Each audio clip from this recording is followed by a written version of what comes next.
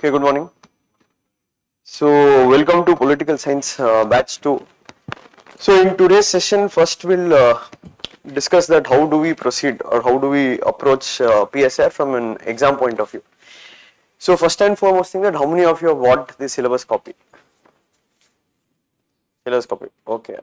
How many of you have not gone through the syllabus copy? You have gone through. How many of you have not gone through? Okay, so always have the syllabus copy with you. The key thing is that whatever is the keywords in the syllabus copy, at least you have to have 1-page notes on it. Okay, so in this class we'll be dictating the notes. Okay, before we never used to do it here, so we used to only give the what you can say, the uploaded copy. But from this time we have decided that we will make the detailed notes to be written. But for some parts we will give you printed copies which we feel it is of no use of writing in the class. Okay, that is largely will be part B, that is your political science, that federalism, etc. And always have two set of books. Okay, one is for what to take down in the class. The second set of book is for answer writing. So we will be practicing previous year questions. Okay, like some of you like what about tests? The point of view is that first learn to how to write answers, then you can think about writing tests, etc. Because you won't be, I think even in GS classes you would have felt that every week there is a test, but you don't feel that there is no use of it. The reason is that partly you have to know how to write answers, only then test or second thing matters. So I have a separate notebook to write previous year questions. Like if you look into the, there is also I think you'll get a question bank. Okay, so if I have the soft copy, I'll share it in the group, you can go through it, but it is better to have a hard copy of a question bank which is segregated chapter wise. If you take Plato, what are the questions? Now why it is important is that we can group certain questions which are based on similar themes. You get a point, it's not necessary for you to write all the questions. Like let us take when you write about Plato, there might be 2-3 questions which are asking on communism of wives and property itself, but maybe they've asked in a different quote or etc. So that you can write like a model answer for these questions. So once you start writing answers, like few answers I'll only dictate in class, but once you do it, then you have to start, like we'll give you certain questions in class. So you need to practice writing for it. Okay. So that is why I have two set of books. Okay, one is for your notes, the other is for your answer writing. And we'll be also providing you the, what you can say, the summary of every chapter. Like that is not for now, it will be provided, but that only you use after reading the written notes, detail. I am telling when you are going to revise, etc. It will be very short notes for you to just know the keywords. Okay, so two things are important. One, you have to have the syllabus copy with you, and every word in the syllabus, at least you have to know, see 100 to 150 words. End of the day in exam, you also be writing 100 to 150 words. So you have to know every word in the syllabus, you have to know something about it. Now coming to how we'll be proceeding, we'll be starting with your part A, that is your thinkers. Now why we'll be starting with part A and the thinkers, the whole soul of political science is your part A, that is your Western political thought, your Indian political thought. Now why do we call this as the soul of political science? Now whatever you read next, even in paper 2, part A, etc., they are all repetitions of your same scholars what you have read. Okay, for example, let us take you read about Gandhi. Now again Gandhi will repeat in your part B, Gandhi will repeat in your paper 2, part A. So that's why I told part A is very important. And second one, part A is theoretical. Okay, it will be theoretical. Now especially from those who are from science background, like for me theory is very difficult, or it is very difficult to understand theory. It's not about being difficult, you have to understand an idea given that by that person. And what do we mean by an idea? See, no theory is 100% correct. Okay, that is why we say as a theory. You don't think it like science theory here. Okay, so let us think photosynthesis, how will it happen? You can explain it in a scientific way. And when you explain photosynthesis, there is no two doubts about it. But let us think when a theory is given by in social science, that is an idea, and that idea might not be always, what you can say, you cannot scientifically evaluate. So the starting part of your theories are all political philosophies. Okay, philosophy itself is something which you cannot verify, or you cannot decide it is the truth or the false. Okay, it comes more into the sphere of good or bad. Why we say it comes into more sphere of good or bad? What is good for some? might not be good for others. So there is no scientific way you can say something is correct. So initially you have to read certain theories, okay, and what kind of theories? It's not that you have to read theory about everything. If you remember, it is called as political philosophy, okay. So if you go through Socrates, Plato, Aristotle, they have spoken about a lot of things. Like Aristotle, I think even students from zoology, they'll also read about Aristotle. But here we are not going into that. We are only presenting about political philosophy. So when we start, we go with the word, what do you mean by political? Politics is associated with what? The study of state, the study of justice, the study of equality. And basically you have to study their ideas.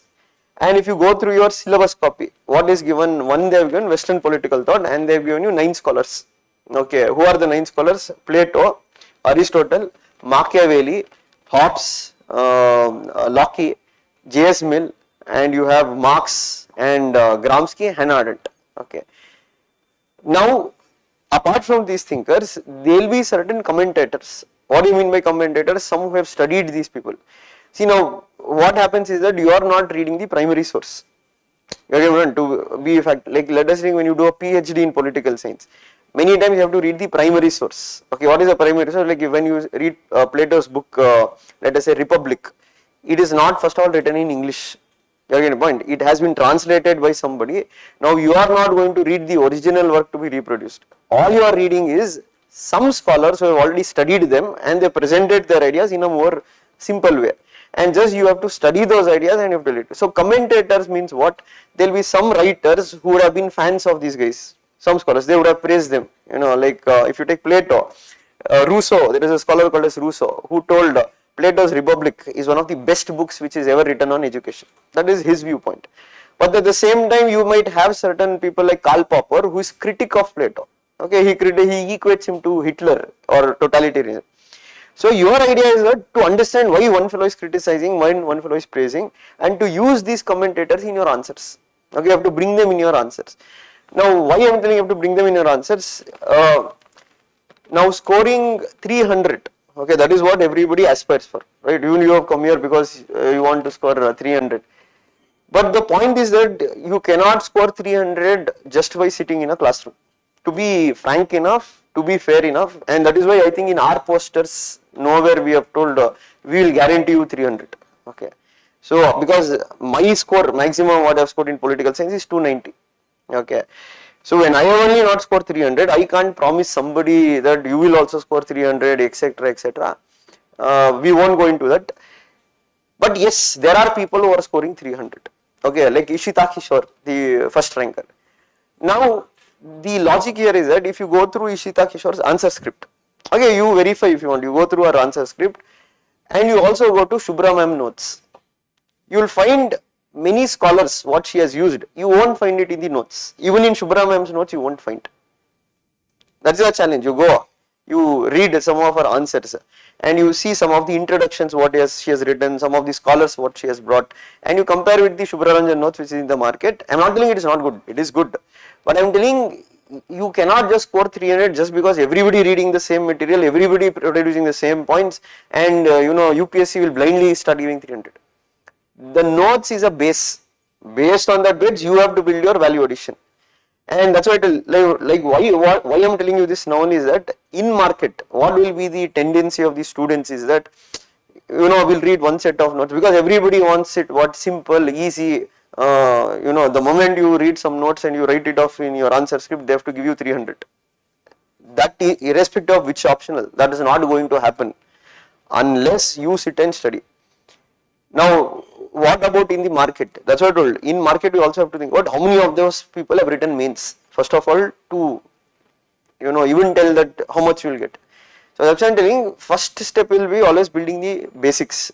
Second one, you have to do value addition from what? Let us take you're reading editorial pages. Like for political science, one advantage why you can write different answers is that every day you see an editorial page, it is linked to political science, one or the other way. So recently there was an editorial page, I think 1 week back, which was written on Haryana riots.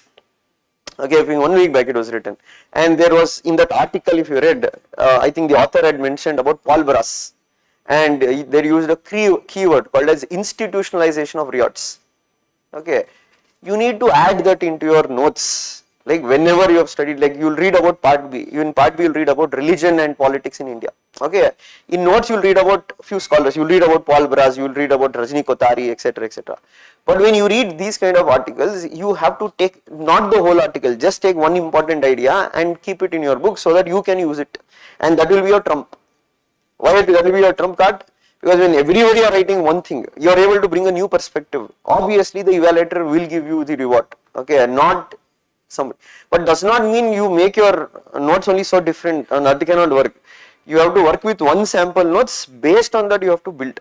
Okay, so that's why I told editorial pages will be important. Okay, but don't read now only. Once you complete a scholar, when you are able to understand his ideas, then you will be able to link, or when you go through an editorial page, you will be able to connect. So there was one more editorial page which was based on I think 1 week back. It was written by some political science professor, I forgot his name. So he spoke about what kind of mobilizations happens in India. I think 1 week back, on the same day this rioting article had come. So they have spoken about certain keywords they are given. There is religion based mobilization, there is elite defections, there is subaltern mobilization. Okay. So where we can use this, again when you study about party system in India and how elections happen in India, you can bring what you read here into your thing. So one thing what you need to understand, once you read a basic thing, you have to be good in interrelating. Okay, you have to interrelate. Why I am stressing on that, if you seriously want to score 300, you will have to do it. Okay, but yeah, sir, what about reading a basic notes? You can score 260, 270 any day. But 300 requires some effort from your side also. Second one, which are the textbooks one I need to read? So for part A, it is OP Goba. Okay. But you only read that after you read the complete class notes. Okay, for part A it is what? OP Gauba, Introduction to Political Theory. OP Gauba, Introduction to Political Theory.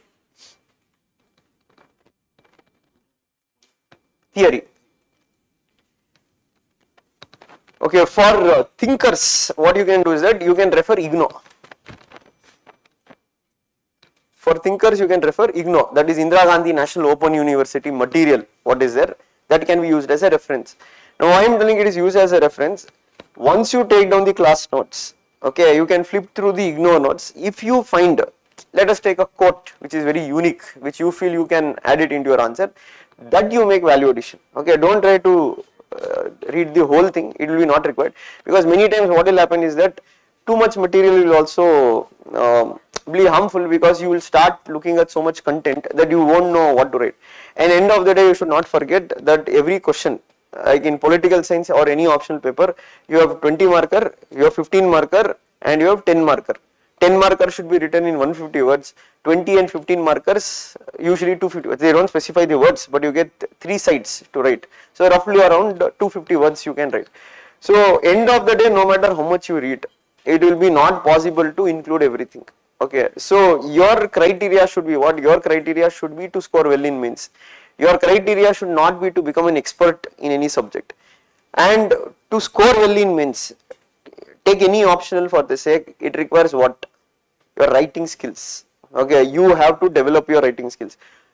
No matter which you take, any optional requires writing skills. There is no optional which you can say without writing skills I am going to score very well in exam. Even for your GS subject, it is not only important that you have what you have studied.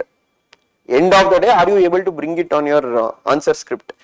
Because the evaluator is going to award marks based on what you have written on your paper, because you cannot show your knowledge, right? Your knowledge will be only reflected on what is the answer script you have written. So that's why I told you have to practice a lot of writing. Okay, and in for non-humanities background students, certain keywords initially will be difficult to understand. That you have to do repeated reading. Okay, for social science students, they would have read those keywords.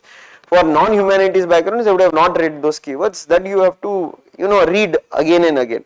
And why those keywords are important? You have to bring those keywords in your answers. Okay. Now, going by the syllabus, as I told, in part A, Western political thought. Okay, in the name only it is there, Western political thought.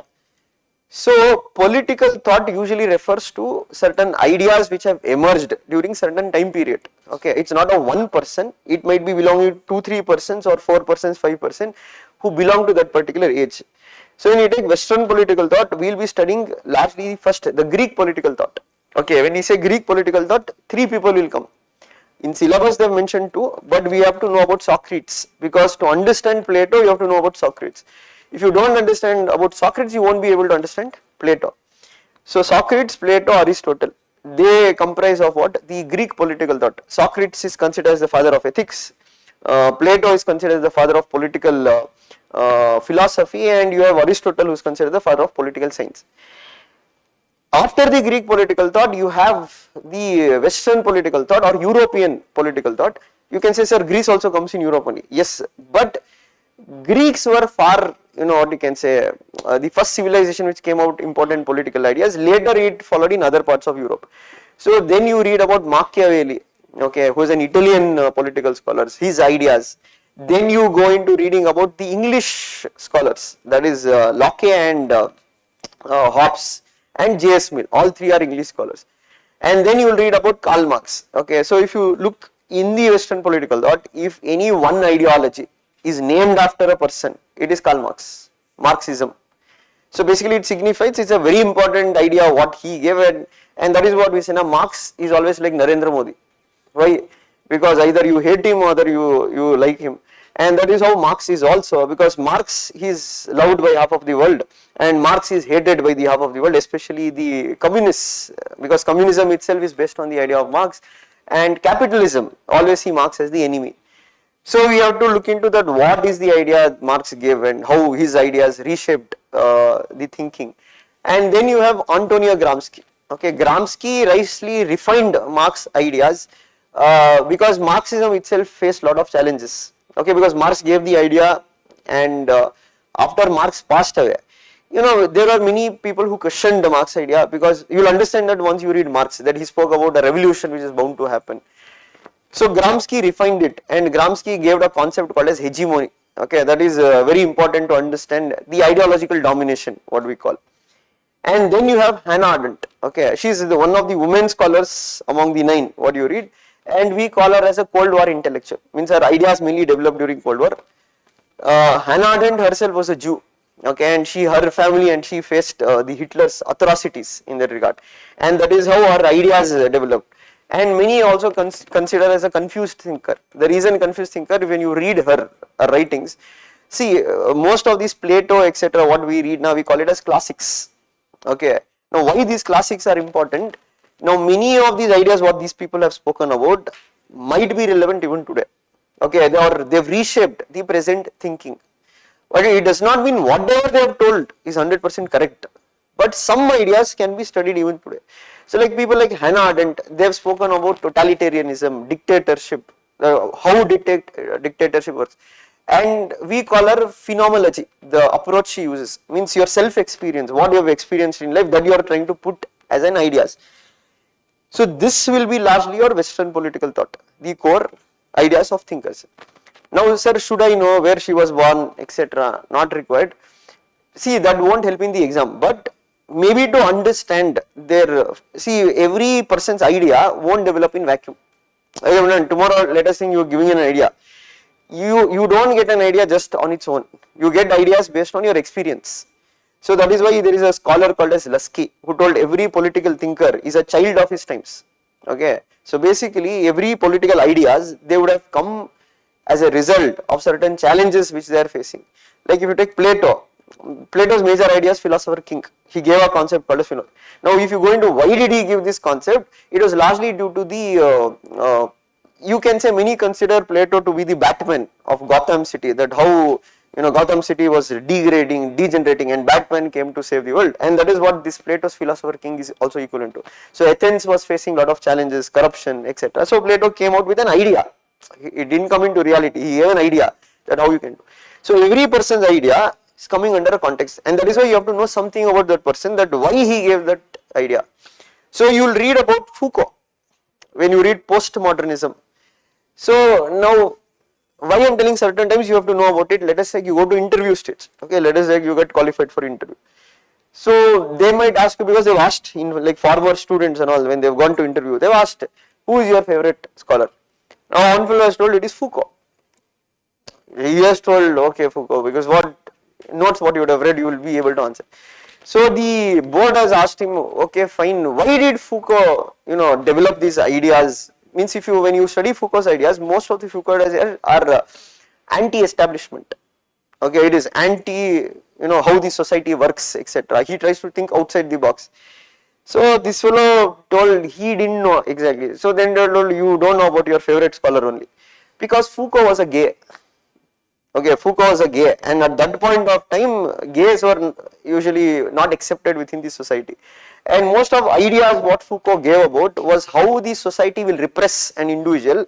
Means he mainly spoke about you don't need to hit somebody, you don't need to dominate somebody to exercise power. He told power is like, how blood flows through the capillaries, power is everywhere. It's a discourse, it's a narrative. Many times you yourself has been accommodated within it without your knowing. And that is why he says knowledge is power. Means what you read. That is also power, because reading makes you behave in certain way. So for example, he told when you are given, let us say when you are given, when you are told what are you, because that issue is also relevant because of the current same-sex marriage which is going on, with the Chief Justice of India questioned the Solicitor General. Solicitor General told same-sex marriage cannot be recognized because we have to change the laws according to the thing. So he told what is the law say? The Solicitor General law says that marriage is a union between a man and a woman. So he told what is a man? The question what is how do you define a man? So he told it is very simple, it is there in the book, man and woman. So point what Chief Justice told is that, okay, how do you define man? Are you going to just define man and woman only on genitals and say this fellow is a man, this fellow is a woman? So I told, means in book that is what you have read. So what if you say a man is a other description, it did not be only verified based on your genitals or how much chromosomes is there. In biology that is how you distinguish between the gender. So what Foucault says that everything is controlled, and he gives a comparison to you living in society is also living in a jail. So he says that in olden times there is to be something called as panopticon. Okay, what is a panopticon? A semicircular jail where there will be one watchtower and the watchtower will be circulating from right to left. Now why they used to do it is that obviously you cannot keep one policeman behind every thief or every prisoner. It is impossible to do. So obviously you have to control their minds. And how do you control their minds? This watchtower which is revolving, it always makes the person realize that somebody is watching you. Okay. And when you have this feeling that somebody is watching you, you will self-regulate, you will self-discipline yourself. And he says that is how the society will also work. Okay, that is Foucault. That is what Foucault is a bit confusing to understand. He comes under the postmodernist perspective of power. So that's why I told, if you know about Foucault's life, then you will be able to understand, okay, why Foucault gave this idea. Okay, what is the crux of this idea. And why we are doing understanding is very important, because let us think, even if they ask, like now, like many people have the doubt, like I think one of the students asked, sir, now political science is doing well. Now one of my library friend told they'll next target political science. Okay. So UPSC does not do targeting of anybody. Okay. Yeah, if something is doing very well, they might give the paper bit difficult. Now that's why I told the averages will always remain average. They are never going to excel. Okay, when they might excel is that, let us think there is some year where paper comes very easy in that regard, that time the averages might get above average. But if you are very good in that subject, irrespective of what, like, I think like many told Kannada is not scoring, but last time you see Damini Das, she scored 218 Kannada. Simple, no? Many people told Kannada is not scoring, but if you take Damini Das, I think Pradeep sir also did a session with Damini Das, she did score 280. Okay, so don't fall into this nonsense that's what I told. It mainly comes from those people who have not written, those people who don't have experience, those people who don't know what is the exam about. Scoring will depend upon how good you are in that subject. Okay, scoring is not, now Ishita Kishore scored 300, okay, you are the next Ishita Kishore. No, unless you prepare like Ishita Kishore, you write like Ishita Kishore, then you can tell you score 300. So that's why I told, first always build your basics well, build your foundation well. Understanding is more important. Don't go to by heart. By hearting does not help. Theory is not difficult. Okay, theory is not difficult. You cannot tell now, like you can tell theories will come and haunt you in your dreams. Obviously now or next time they will come and haunt you. Nobody is going to haunt you. So let us think what you read about democracy. When you read Plato, you will understand a completely new perspective about democracy where he says that it is the worst form of government. That is his point of view. He has his own reasoning to it. But if you take somebody like Winston Churchill, he says that yes, it might be the worst form of government, but it is the best until we have an alternative. So the whole subject political science is about dialectics, dialogue. You have to read it in form of a dialogue. One person says one thing, the other person says other thing. So your job is to what are the arguments, what are the counter arguments that you have to bring it in your paper. And next, after Western political thought, you have Indian political thought. Similarly, how we have read about the thinkers in the West, you will be reading about thinkers in India. That we can divide into two. One is your ancient Indian political thought, the other is modern Indian political thought. In ancient Indian political thought, two major things will come. One is the Hindu political philosophy, the other is the Buddhist political thought. So when you say Hindu political thought, you will be reading about Manu, okay, largely ideas of Manu, Kautilya, okay, then you are reading about Buddhist political ideas. These are the three major things, and we have to do a comparison between the Hindu political ideas and the Buddhist political ideas. We are not speaking about religion, that you need to understand. Sir, then should I know? We are speaking about political ideas. It's not that, like you can say there was a guy called as George Stanham, Western, what you can say, political theorist. So he was working for Rand Corporation. What is Rand Corporation? It's a think tank in America.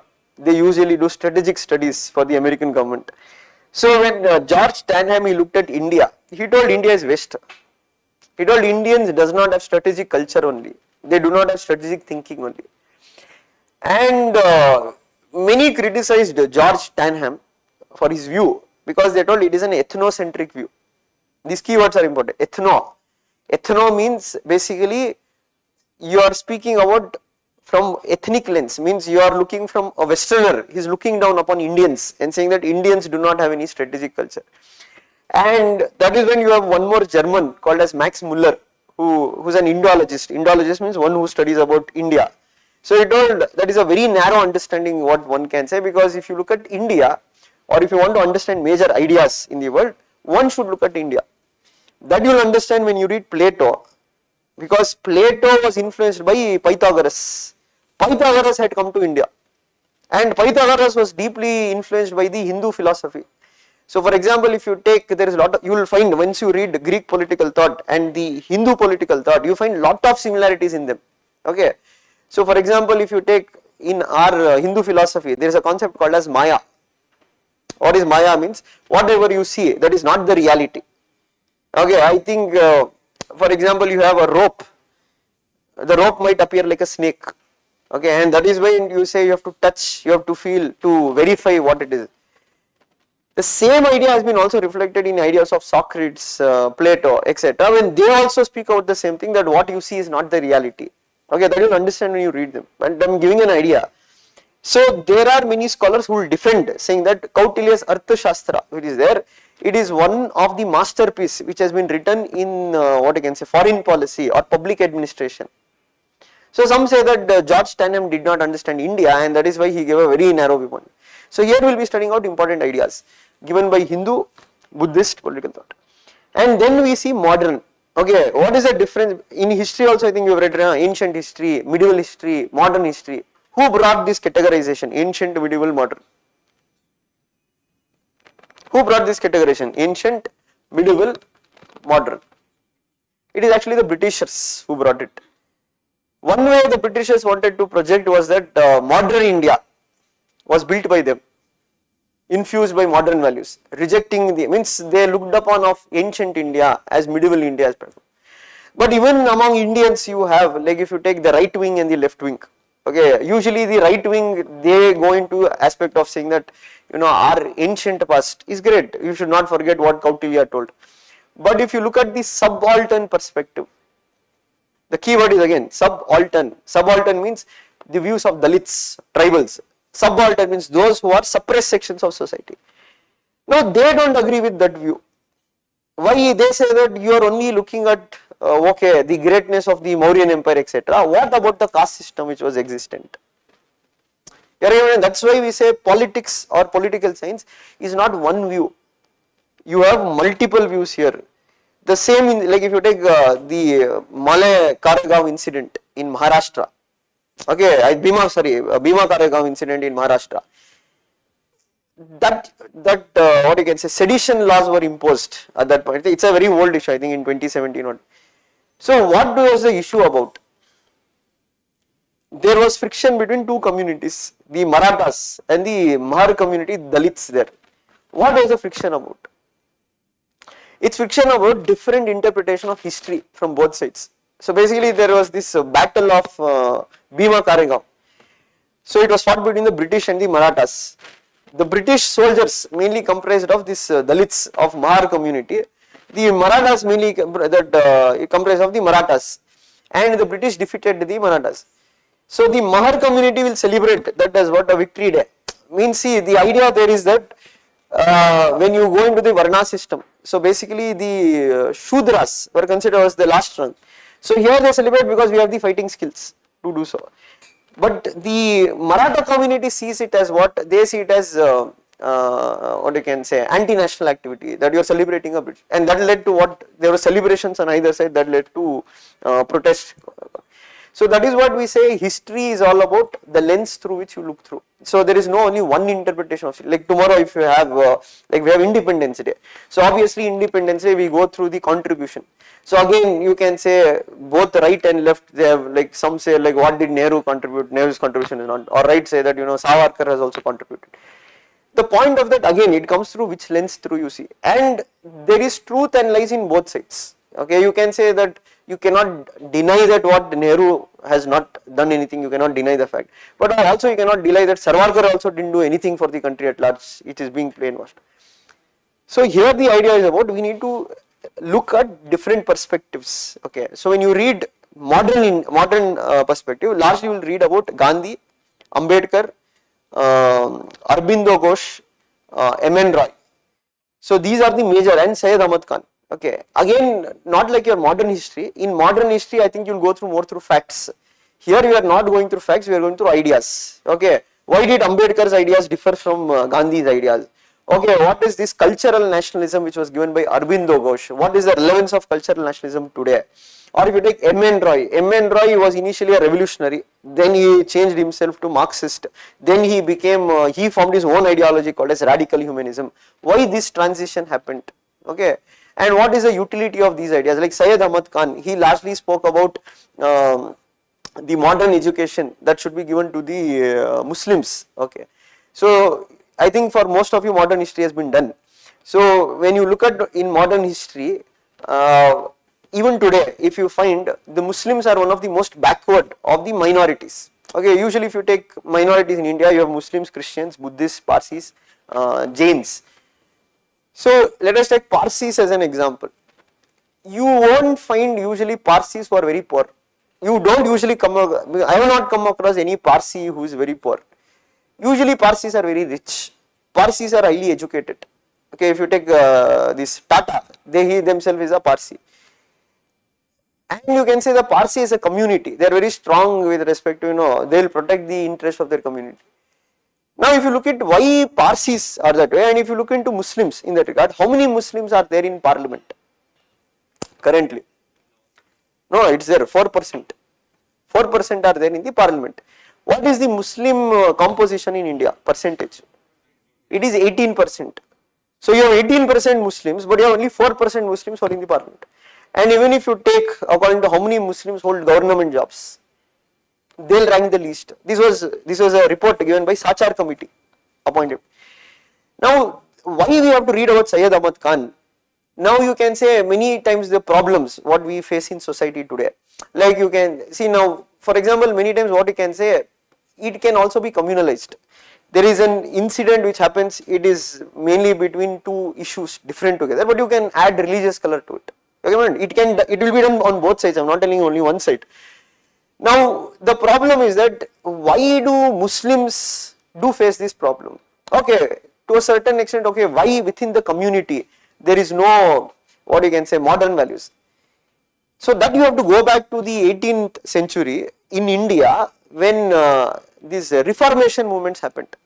Okay, so the Hindus had Raja Ram Mohan Roy, and Ishwar Chandra Vidyasagar.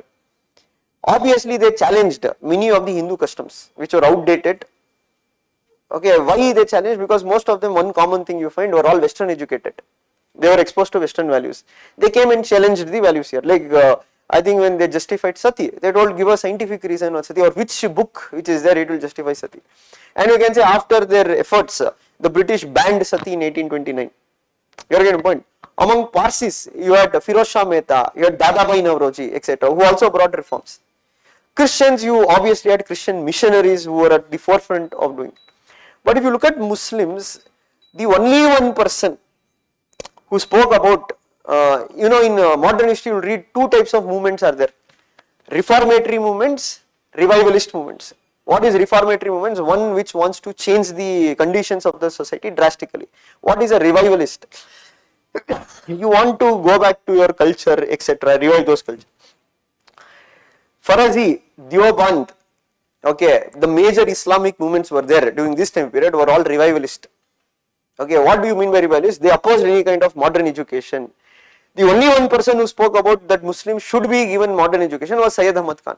That you will understand when you go through his writings, okay, readings. So he started this Aligarh Muslim University, and he told the problem not lies with Quran.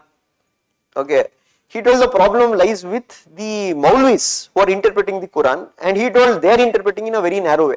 Okay, and that is when he also wrote a article saying that how Quran and science are compatible, and you need to study those ideas and you have to write out what is the relevance of that ideas in today's time.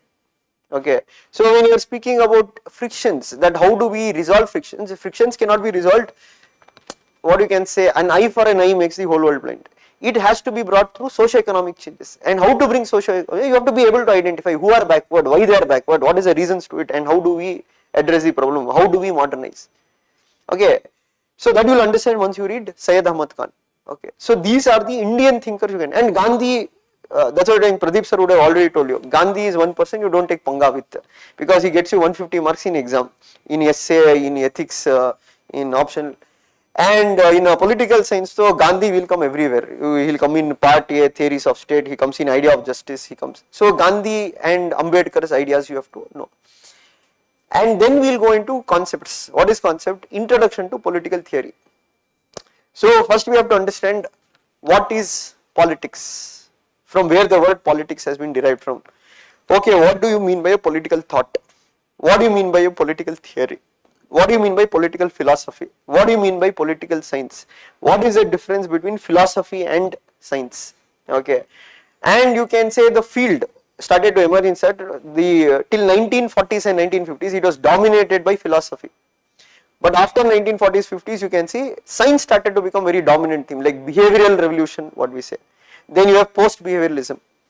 So here we will be largely reading what is political theory and the evolution of the subject, and from when we can see political science started to become dominant, and what was the, what you can say, friction between the philosophy. There were certain scholars who told the subject has to remain philosophical. There were certain scholars who told we have to make it completely science. Okay, like natural science, how you have biology, chemistry.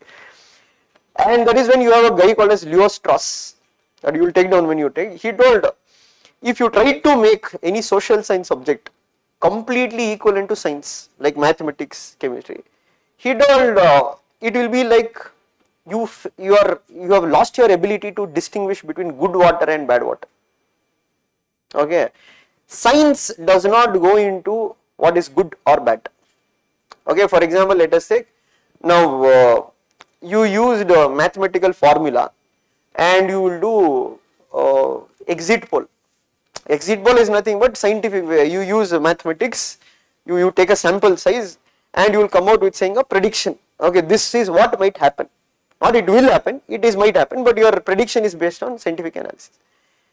The question here, what you are looking at, science, true or false? Most of the science question is true or false. Okay. Is the plant has photosynthesis?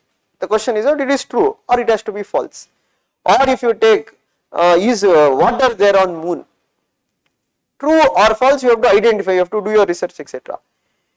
But the social science does not limit itself to just telling it is true or false. Social science will also go into the question good or bad. So social science job is not only to bring scientific methods to study anything.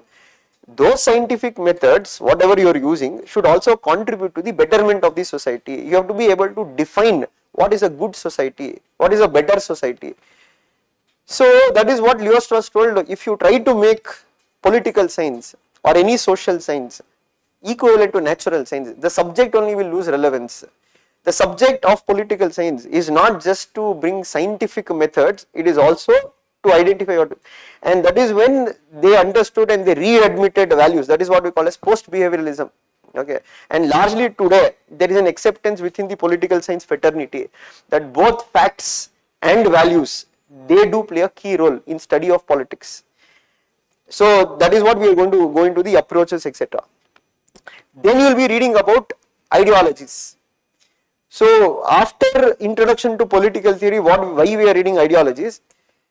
So if you read rest of the syllabus, theories of state, power, rights, justice, democracy, equality, they are nothing but repetition or summarization of whatever you have read in your thinkers and in your ideologies. So why you need to read an ideology? Like there are different ideologies: liberalism, Marxism, socialism, fascism, feminism, postmodernism. It is not about one single person. You can bring a group of people under one particular ideology or ideological school of thought. You are getting the point. So why we say Marxism? Marxism was largely built on ideas of Marx. But when you take liberalism, liberalism is not only based on one person's idea. There are many people: Locke, J.S. Mill, Thomas Hobbes. You are getting the point. And similarly, you can say Gandhi. Gandhi is a debatable. Some say Gandhi is just a philosopher, etc. Some say there is Gandhian ideology. Ideas of Gandhi has been promoted by his proponents to be an ideology in that regard. So you can tell, even I will give ideas, sir, every day. Why that can't be an ideology? Every day giving idea does not become an ideology.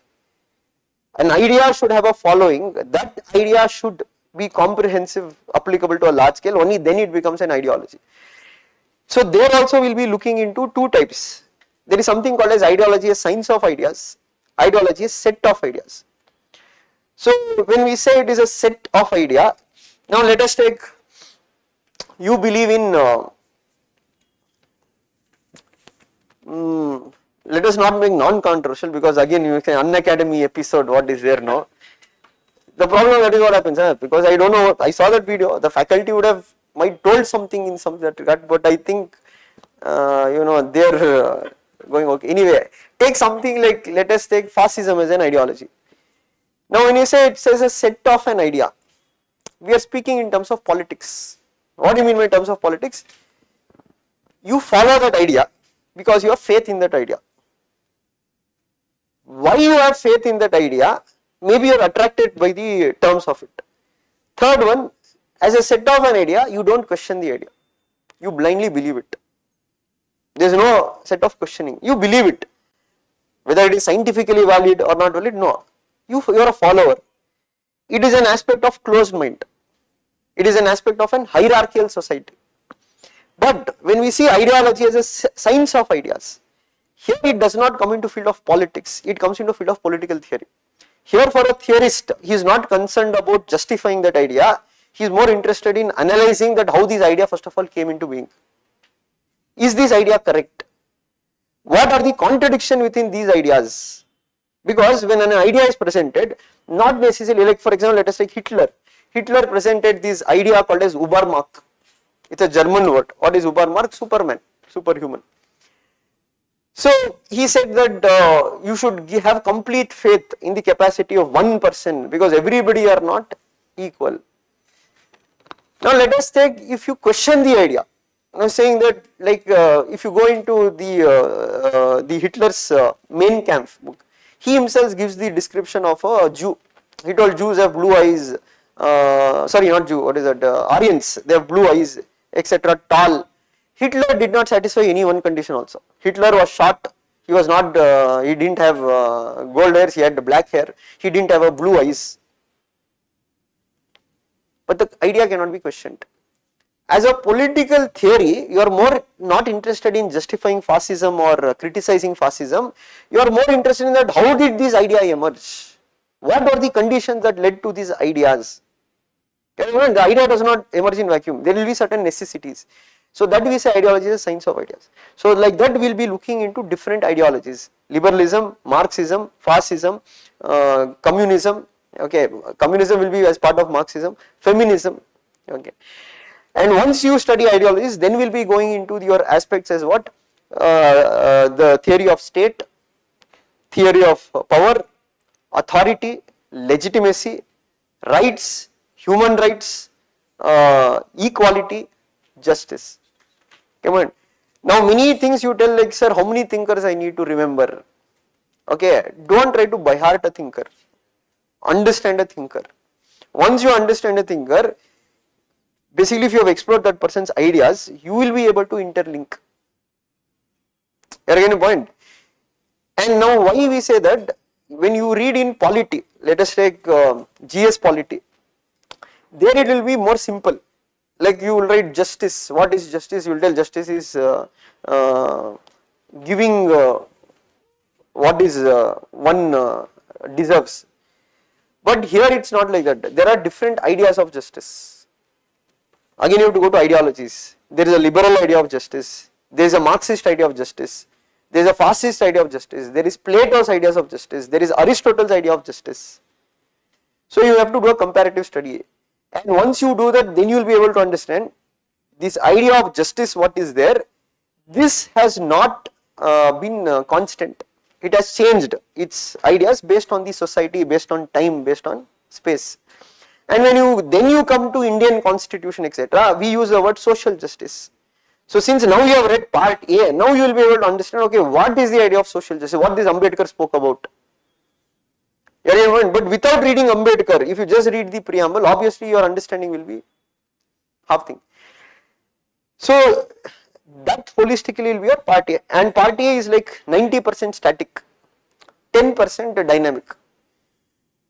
But again, as I said, now one difficulty what you will face here is, especially for those who are non-humanities background, some key terms you might find difficult to understand, like what is exactly the meaning of it. One thing what you can do is that read it again and again. If you are not able to understand, we will post certain videos in your group. Okay, that maybe the videos will give you a more detailed explanation if you have not understood a particular idea.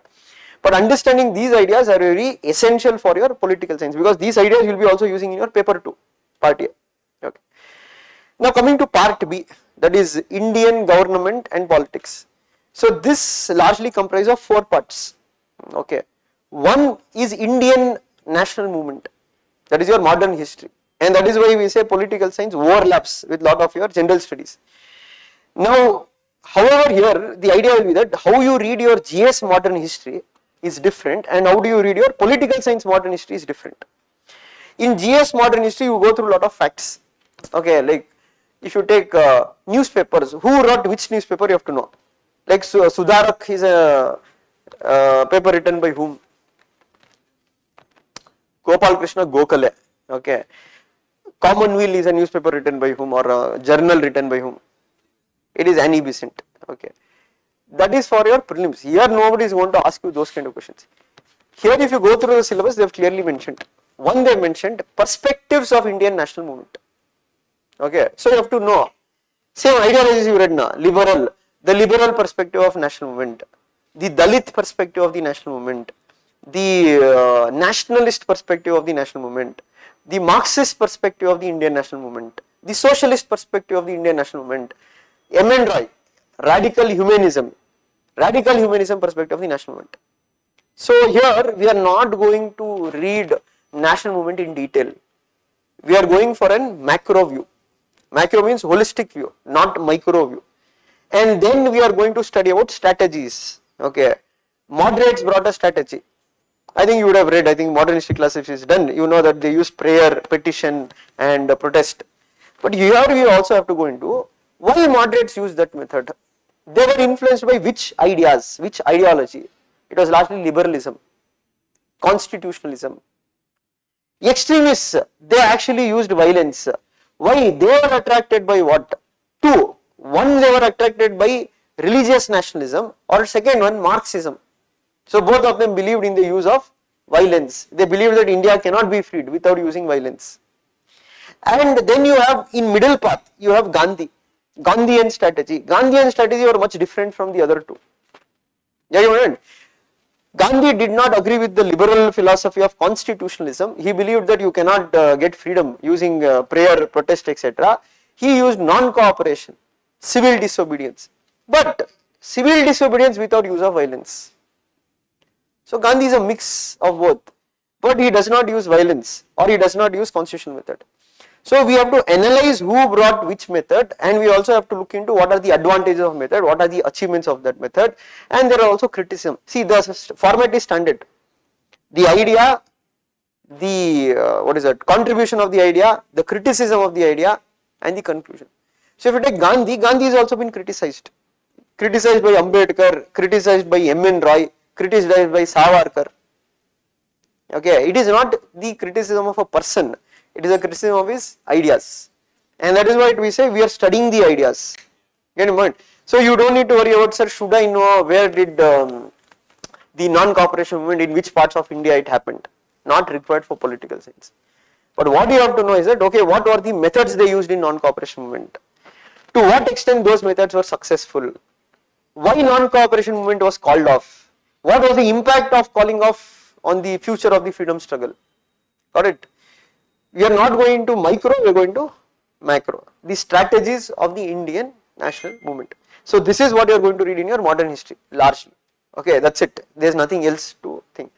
And you are going to read about peasant movements, tribal movements, women movements during the freedom time, trade unions, what was the role of the trade unions. And that's why I told you have to have question bank with you. If you keep looking at the question bank, you will get an idea what exactly they have asked. Okay, that's what I told. Don't blindly just keep reading. Always also keep the question bank with you and keep looking at the question paper to just know that what they're asking in the exam. Because if you know what they're asking in the exam, then you'll know what to study, or you won't know it. And many times what you have to do value addition. See, to give you one example, what value addition, in I think in 2016, that time if you look at Shubhra ma'am's notes, okay, and if you look at 2019 in Shubhra ma'am notes, there is value addition. The reason is that in 2016, in Aristotle chapter, Shubhra ma'am had not given about theories of revolution or Aristotle's view on revolution, but that has been added into 2018. Why? Because in 2017 UPSC asked a question. You are getting my point? So that is why we say it is not like a textbook. One textbook is there only. You also have to look at previous year questions, and certain times you have to do value addition to it. Maybe they have not asked in so many years. Suddenly they ask a new style of questioning. That you have to know. Okay, what is the trend? That is why question bank should be there. Apart from the modern history, then we enter same your GS2 constitution part. Now in constitution part, same thing like what is there in your GS2, but here we will be going into socio-economic perspectives of the constituent assembly. So we have to go into the debates in the constituent assembly. You again, debates means not of every person, groups. There were socialists, there were Gandhians, there were Nehruians, there were Hindu nationalists, there were Islamic nationalists. They spoke about their own perspective. Like if you take UCC, okay, let us say UCC. UCC will also come in political science. It also comes in GS2. Now you ask, sir, how it is different from GS2 and political science? It is almost the same, but when you write your answer, the difference is that in political science, you have to bring perspectives. There is something called as cultural relativist perspective. Okay, this you will be reading in your part A. Cultural relativism says that every culture should be given importance to. There cannot be a universal culture. There cannot be universal values. So usually they reject human rights. They are saying that how you can say that the human rights are one set of rights applicable to all individuals across all societies. And they believe that every right has to be recognized based on which culture you belong to or which society you belong to. So when you look at UCC from a cultural relativist point of view, they oppose UCC, saying that you cannot have one set of rules for all the people because people belong to different religion. Similarly, you have something called as multiculturalism. Multicultural is an idea which says that we have to groom different cultures together. We cannot bring out one culture imposed. They also oppose UCC. Then you have feminist point of view. Within feminist it is divided. Some feminists they want UCC. They told if you bring UCC, you will be promoting women empowerment. Why? Because they will tell different cultures, Hindu, Islamic cultures, Christianity, in every culture it is anti-women. Women are not given equal rights. But there are certain feminists such as Flavia Agnes, who says that who told that is not true. She gives a viewpoint saying that if you look within Islam, the second wife, she has a right. That is a different one. What she is telling that if you look into this Mohammedan law, the second wife has a right. Now, if you bring UCC, now what about the role of the second wives? Because according to the Hindu Marriage Act, what is there? Second wives are not recognized as legitimate, or their children are considered as illegitimate. So obviously tomorrow there is any property dispute, the second wife or the children won't have any share. But under Islamic laws it is not like that, the second wife will have a say. So she gives another point of view. And you have Pratap Banu Mehta. Okay, he comes from more of a liberal modern perspective. He says that those who are arguing that, he says that UCC means, he gives a very unique point. He says that UCC is needed, but there are certain things you have to modify in the UCC. But you cannot blindly oppose UCC saying that it goes, India is a multicultural society, so that is why it is not suitable for India. He says that it is not so simple as you say. So he says if you go like that, means what you are doing, you are allowing the community to control an individual. Because culture is a community right. So if you just recognize community rights without recognizing individual rights, you are subverting an individual to a community. So that should not happen.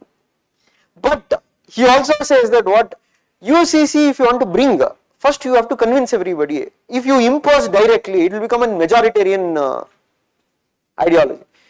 And that's why I told, in political science, it is about you have to read these perspectives. So here you cannot just go and write Article 44 is there in the constitution, etc. That will be there, but you also have to bring the perspectives. Judiciary has a perspective. Judiciary wants UCC. And how do you know they want UCC? The cases what are there? Sarla Mudgal case, Shah Bano case, Shaira Bano case. The Supreme Court has repeatedly told, bring back UCC, India needs a uniform civil code. Got it? So, in polity, same thing is there. Fundamental rights, directive principle of state policy, preamble, secularism, you have what, federalism, parliamentary system, then you have what is that, constitutional bodies, statutory bodies. Okay, same thing what is there in your Lakshmikant, same to same. The only difference here is that the way of writing slightly bit vary. That you will understand once you take down the notes. The third part of part B is that one is modern history, second is constitution, third part is political sociology. What do you mean by political sociology? We are going to study about Indian society. What about Indian society? Caste, religion, ethnicity, what role these play in politics. And that is why we can say again your GS1 paper 1, you have same chapters, society, same thing will repeat here. But here we are focusing more on what is their interaction with politics. Like we say na, people in India do not cast their vote, they vote their caste. So you have to look into it. What is the role of caste in Indian politics? And you have different scholars will come, and one scholar will give one opinion. But here you have to find a balance. Now one mistake what many will do here is that they will blindly read just opinions. To give an example, now in recent test series, in the current test series which is happening, we had given a question. The question was simple. Critically examine the role of caste, okay, in the current contemporary electoral politics. So what the student had written, he started off well saying that caste is the mosaic of Indian politics. Okay, so anybody who has read Subramanian notes, that will be the first dialogue because it is given in the notes. Christopher Jefferlot. Then people in India do not cast their vote, they only vote their caste. Correct. Then he wrote Rajni Kotari has told caste plays a very positive role, it helps in mobilization. Then he wrote Yogendra Yadav has spoken about the democratization of caste, or what is it, democratic upsurge, the rise of OBCs in Indian politics. Okay. Then he wrote about M. N. Srinivasan has spoken about the dominant caste, means M.N. Srinivas gave an idea. He told upper caste are different, dominant castes are different. Like if you take Vokkaligas in Karnataka or Lingayats in Karnataka, they are not upper castes, they are dominant castes. Okay. He wrote all these things. Now you tell me, why should we give marks for this fellow?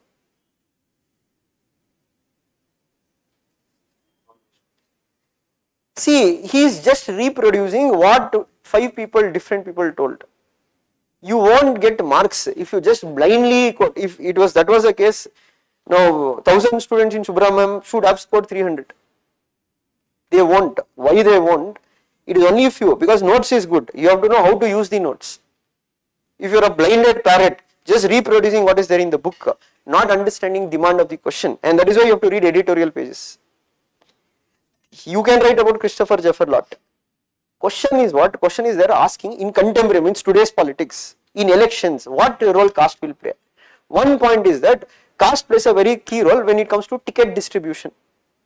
The political parties will give tickets to the dominant caste. Example, give recent Karnataka elections, according to Association of Democratic Reforms, 40% tickets were given to Lingayats across party lines. Why? Because Lingayats is a dominant caste. Second one, caste also plays a very key important role in Indian elections for mobilization. Example, the government giving reservation to Marathas in Maharashtra, Jats in Haryana. Why? Because these are all dominant castes and they told we'll only vote. So caste plays a very key role in what? Electioneering. Third, in Bihar, they are demanding to do what?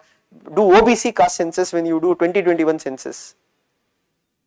But then you also have to bring arguments. Caste alone does not play a key role in politics, and there is one scholar called as Yogendra Yadav who speaks about identity plus politics. He says that it is very narrow to tell that everything revolves around caste. Example, rise of Aam Aadmi Party, you cannot tell it was only based on, because Delhi does not work on caste. There are other things also people voted on, development, etc. The rise of BJP shows that caste alone cannot work, because you have a guy called as Thomas Blom Hansen, who has written The Saffron Wave.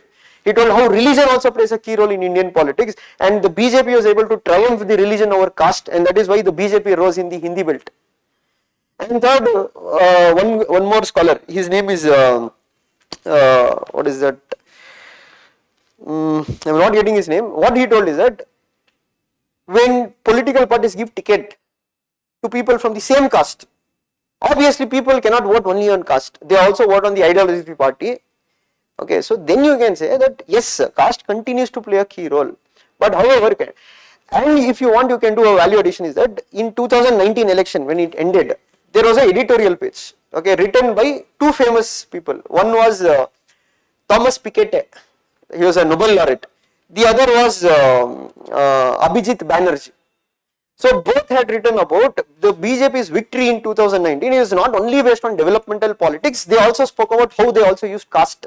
So they gave the example of Uttar Pradesh, where the BJP, what they did, the dominant caste were Yadavs, they united the non-dominant OBCs, non-Yadavs in that regard, and that was very crucial for BJP sweeping Uttar Pradesh.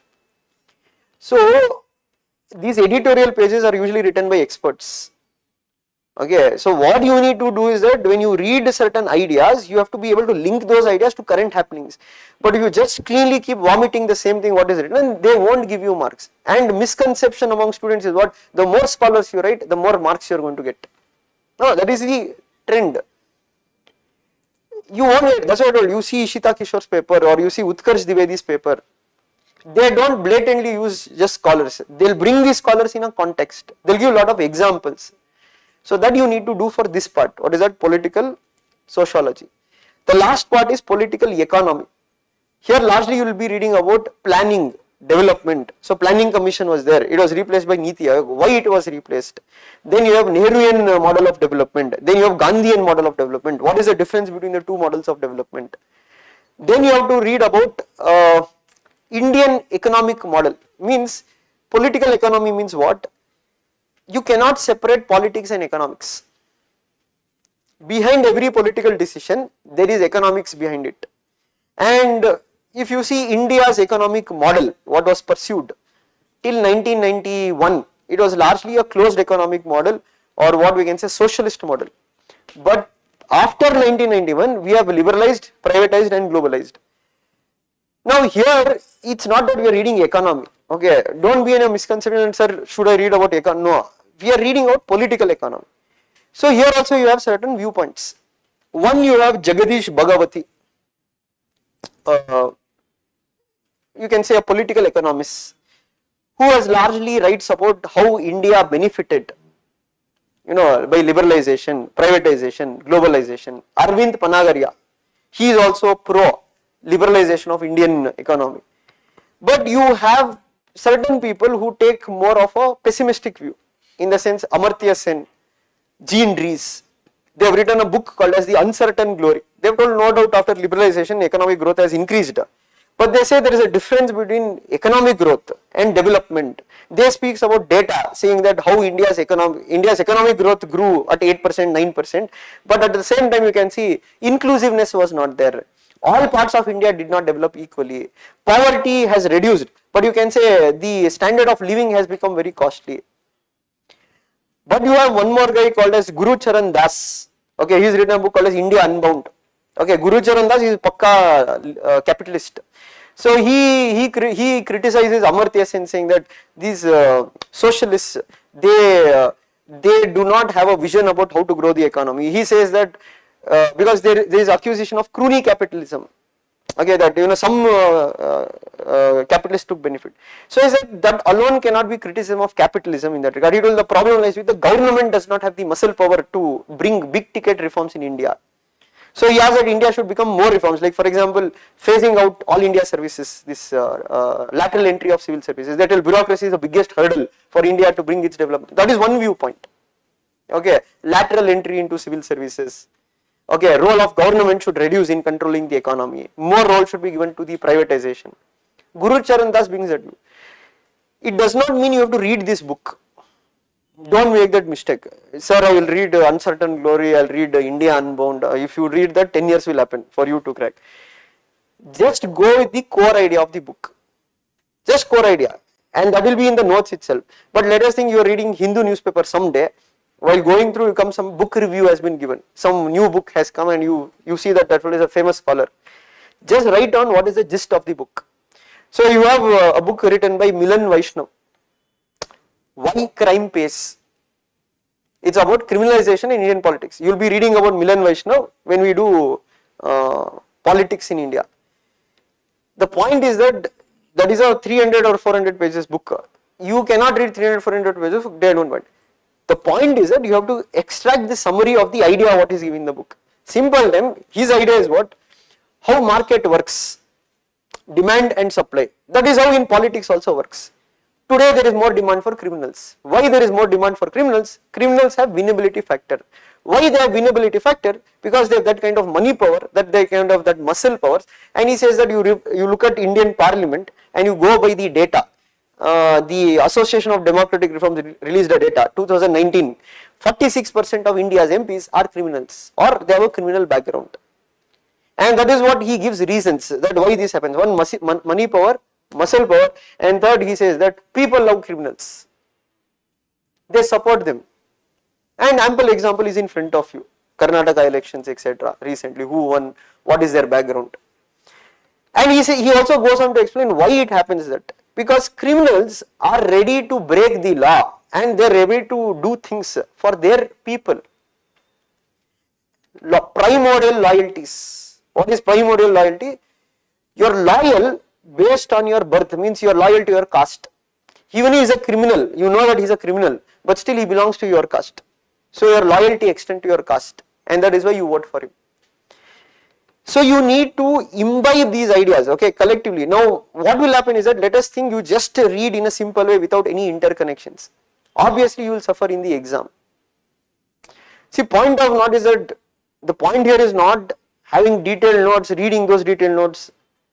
Point is that you have to know how to use those notes. The point is that you have to know how to interlink. And that's why we say now, like this logic that like we'll give one set of notes, you just read that one set of notes, you are going to score 300 in exam. First of all, you also have to ask, I think in your libraries, how many of these people have written mains? First of all, to know how much they have scored. And in any optional class, if you take 90%, don't write mains. If you go by data, in this class only you take, let's take 100 is there. So in 100, hardly 3 or 4 will write mains. Not like data. Go check in every option, you go every option and check and come. How many of those who took optional subject, how many of them went on to write mains? So logic is that, let us think if we get 400 number, 500 number, we don't need to do anything. Those who study well will get rank on their own. There is no extra thing from our side. It's all about getting the number. So the point is that the one size fits all approach does not work. You are getting mind, just because you follow, you have to modify the approach based on your needs and necessities. That you have to know where you are strong, where you are weak, and you have to be street smart also to know that how much to read and how much to go through. And that's what the darshan session what we did. Why is that? He never read the subject how much I did, but he had got more marks at that point of time because he was street smart. And that is what we say, many students, they don't even have that idea. That's what we say. See, what will happen is that academies are also like elections. Freebies will work. False promises will work. Truth, if you tell we'll build airport, we don't need airport. Give us for 2000 rupees monthly income, I will be very happy. Very happy till when? There is a Japanese proverb, right?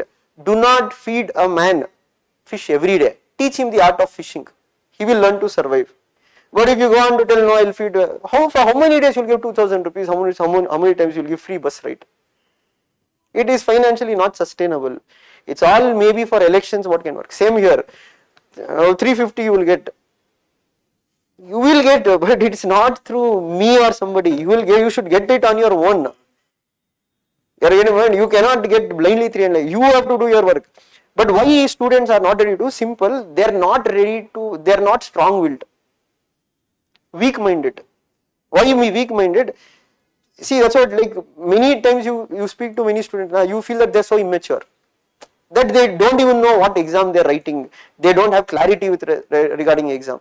When you don't have that clarity, nobody can help you in that regard. So what will happen is that their idea is what? Their idea is that, okay, we'll watch some video, by watching some video, automatically we'll become great.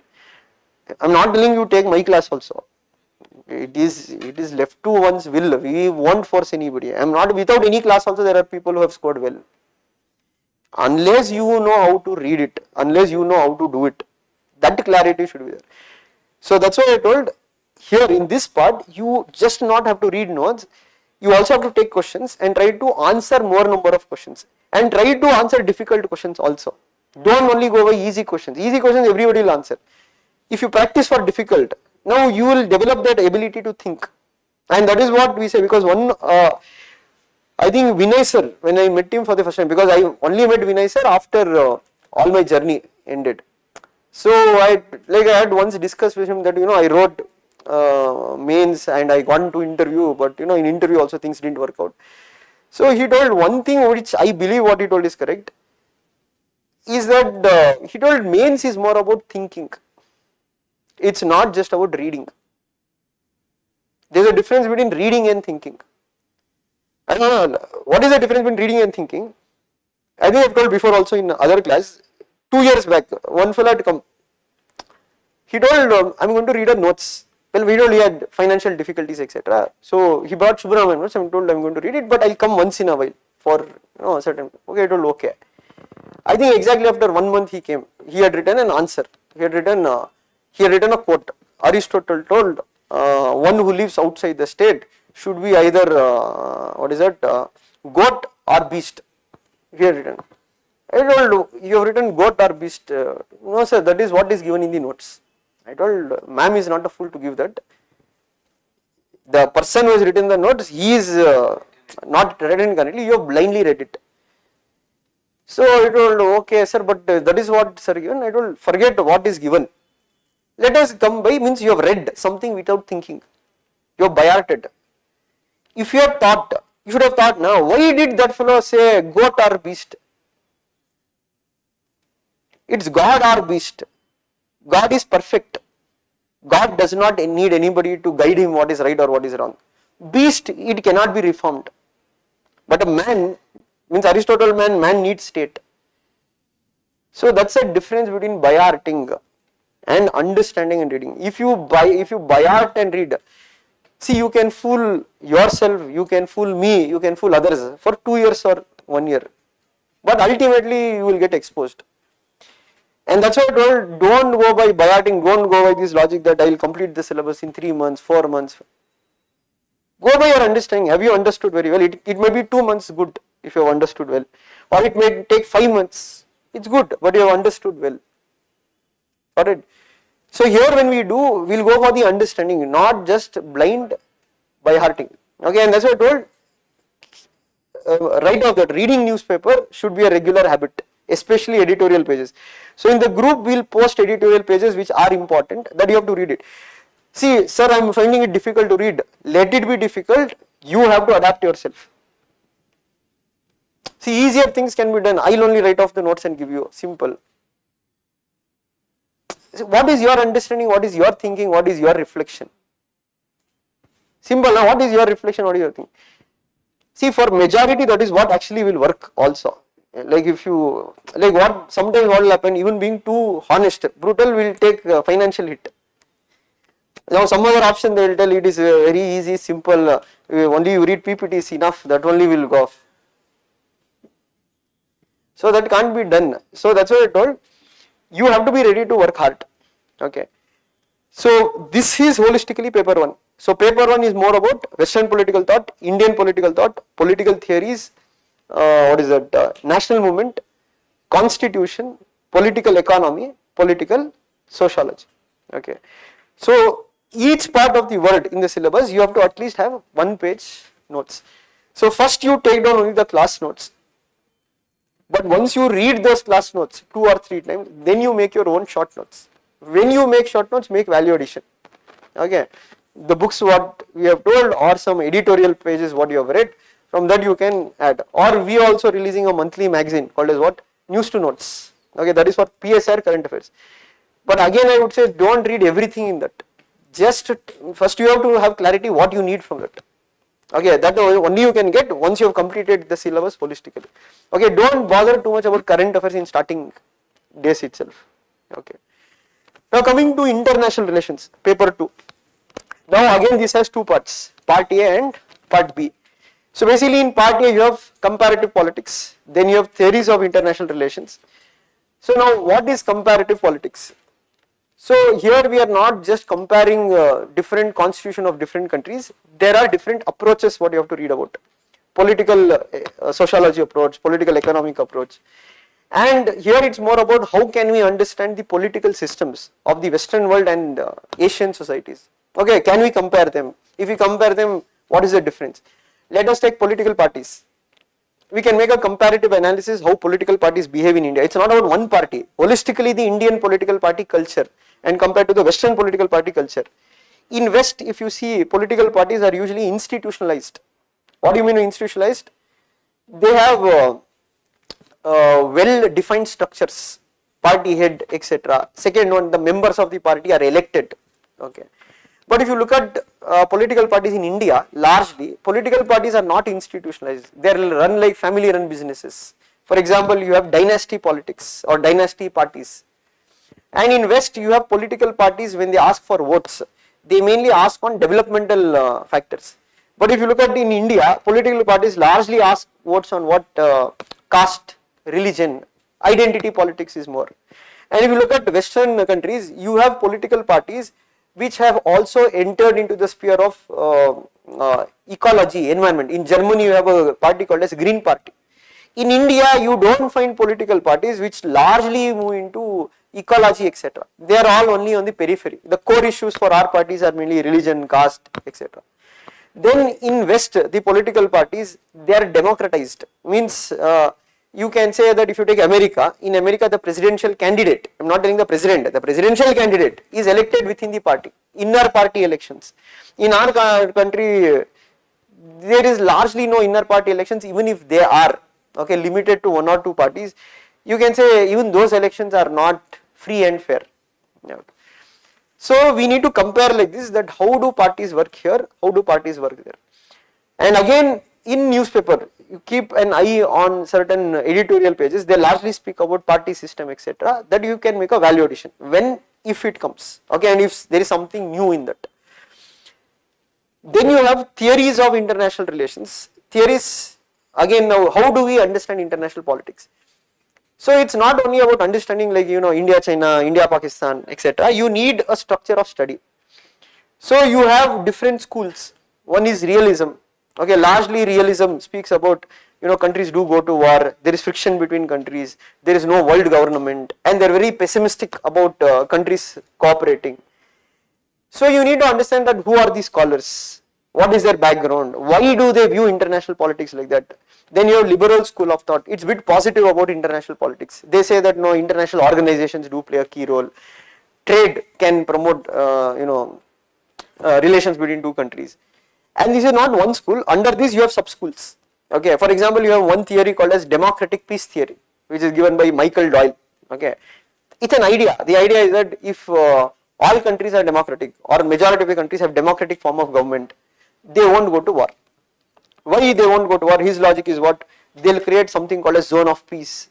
Why? Because the leaders are accountable to public. Public do not want to go to war. War is not interest of everybody. War is loss of trade, loss of employment. It's an idea. In mind, that's an idea.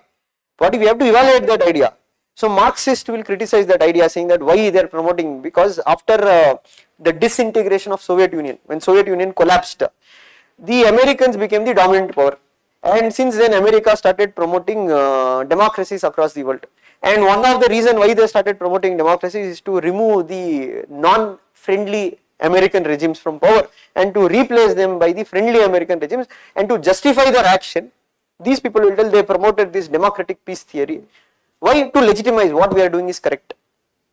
Okay, and they give example, if that was the case, why then there is still low level war happening between India, Pakistan.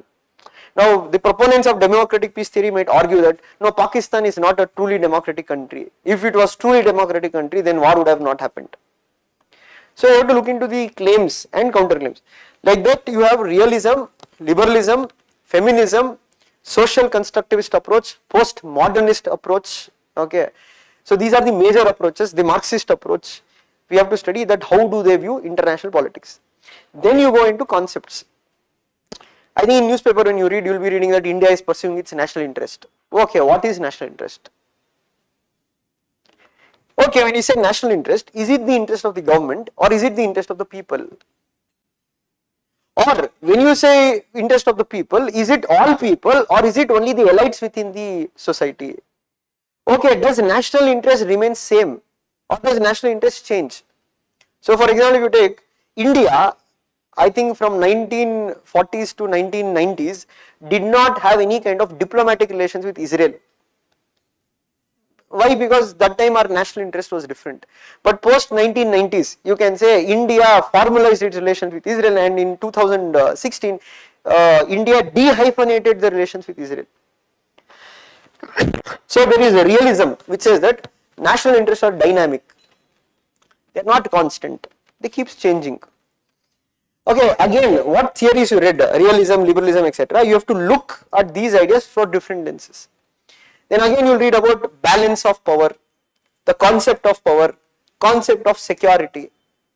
Okay, when we say security, the realism means the oldest school of thought in international politics. They only spoke about security of border, territorial integrity as the biggest security threat. But today things have changed. Today we see security in a more broader way. So why? Because again new theories emerged, like feminism. It criticized the realism, saying that you are looking at security very narrowly and you are giving a masculinist approach. So when war happens, because they justified war, they told war is good, war will bring you security. They told war will actually be destructive for women. They spoke about the issues of that how women are raped during wars, and they give you examples for that. So there is something called as war prostitution. Okay, you have a South Korean scholar called as Catherine Moon. Okay, she made a study that when this Korean crisis was happening, when America deployed its forces in South Korea, the Korean government supplied prostitutes to the American soldiers to keep them happy. So she told this is not security for women. So today when we are looking at more number of people die, not because of war, because of floods, because of famine, because of poverty, because of lack of food. So they told, why don't you see this as a security? Why you are only seeing that territories is the only security? So that is why today, as of today, security is a very broad term. You have food security, cyber security, human security. Security does not always threat. When we say security, security of what? From whom? So before they used to tell security is from neighboring state. No, now security can come within your country. Internal security challenges. Got it? So we need to not only study as examples, but also we need to link theories. Okay, which are the different ideas which have been given. Then we will be reading about the idea of collective security, collective defense. Okay, these are all important concepts we have to go through. And then we will start with Cold War. So we have to, again, this is part of your world history. Okay. So why did Cold War start? When did Cold War start? Who is responsible for Cold War? Now you can say, sir, anyway I have read in world history, what is so different in political science? Yeah, same thing you will read, but you have to learn the approaches.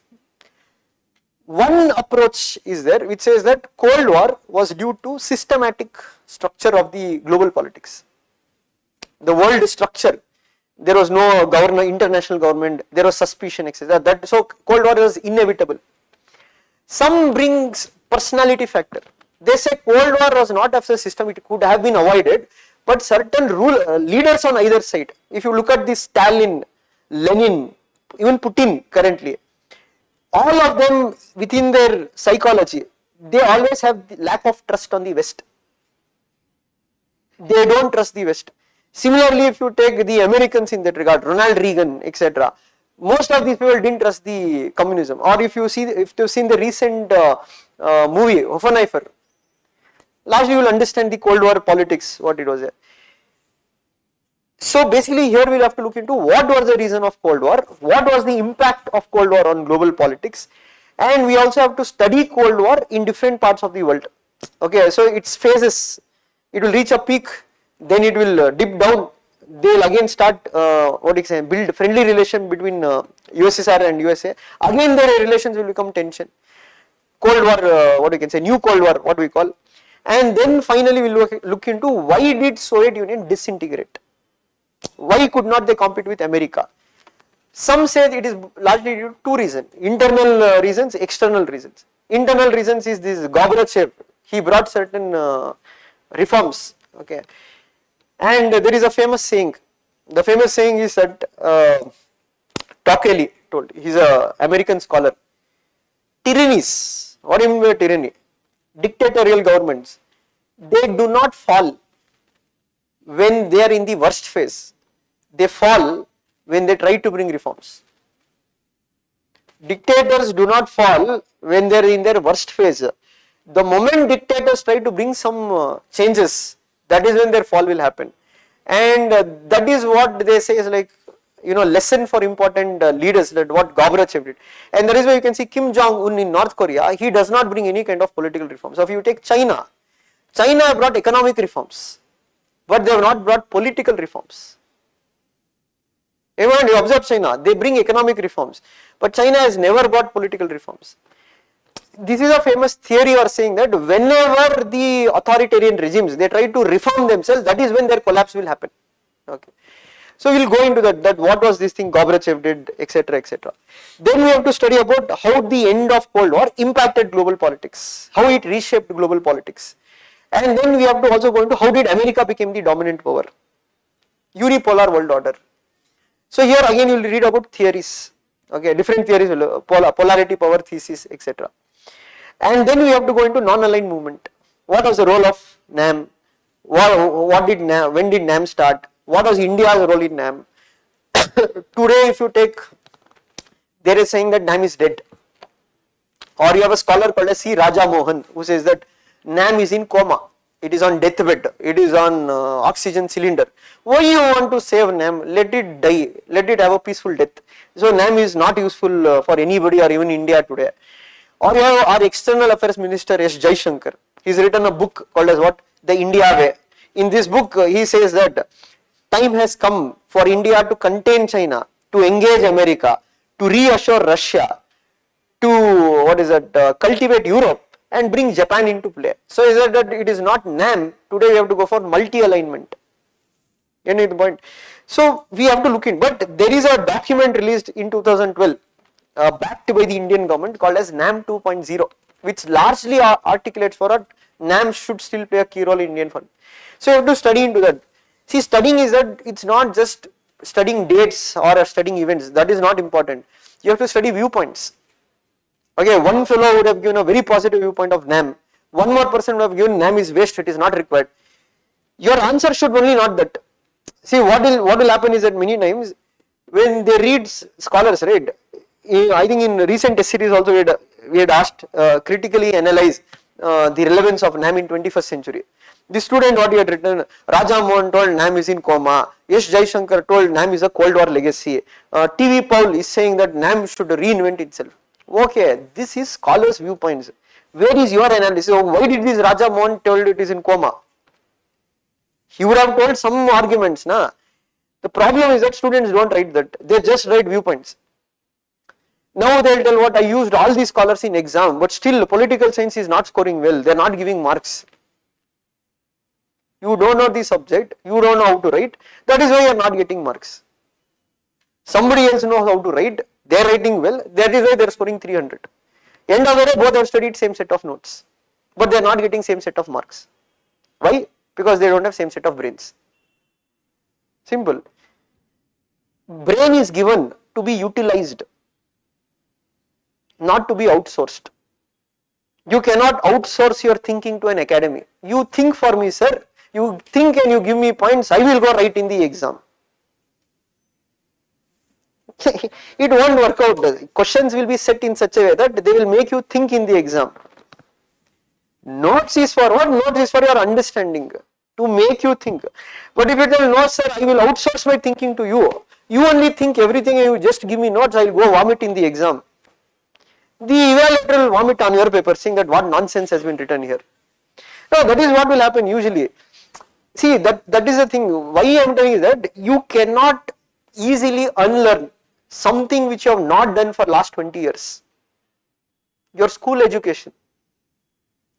That is a major problem. Why people struggle in UPSC, why people from Delhi University, from National Law School, they clear more easily, because when you go to National Law School, because when I studied my masters in public policy, I found it very difficult initial period to adjust.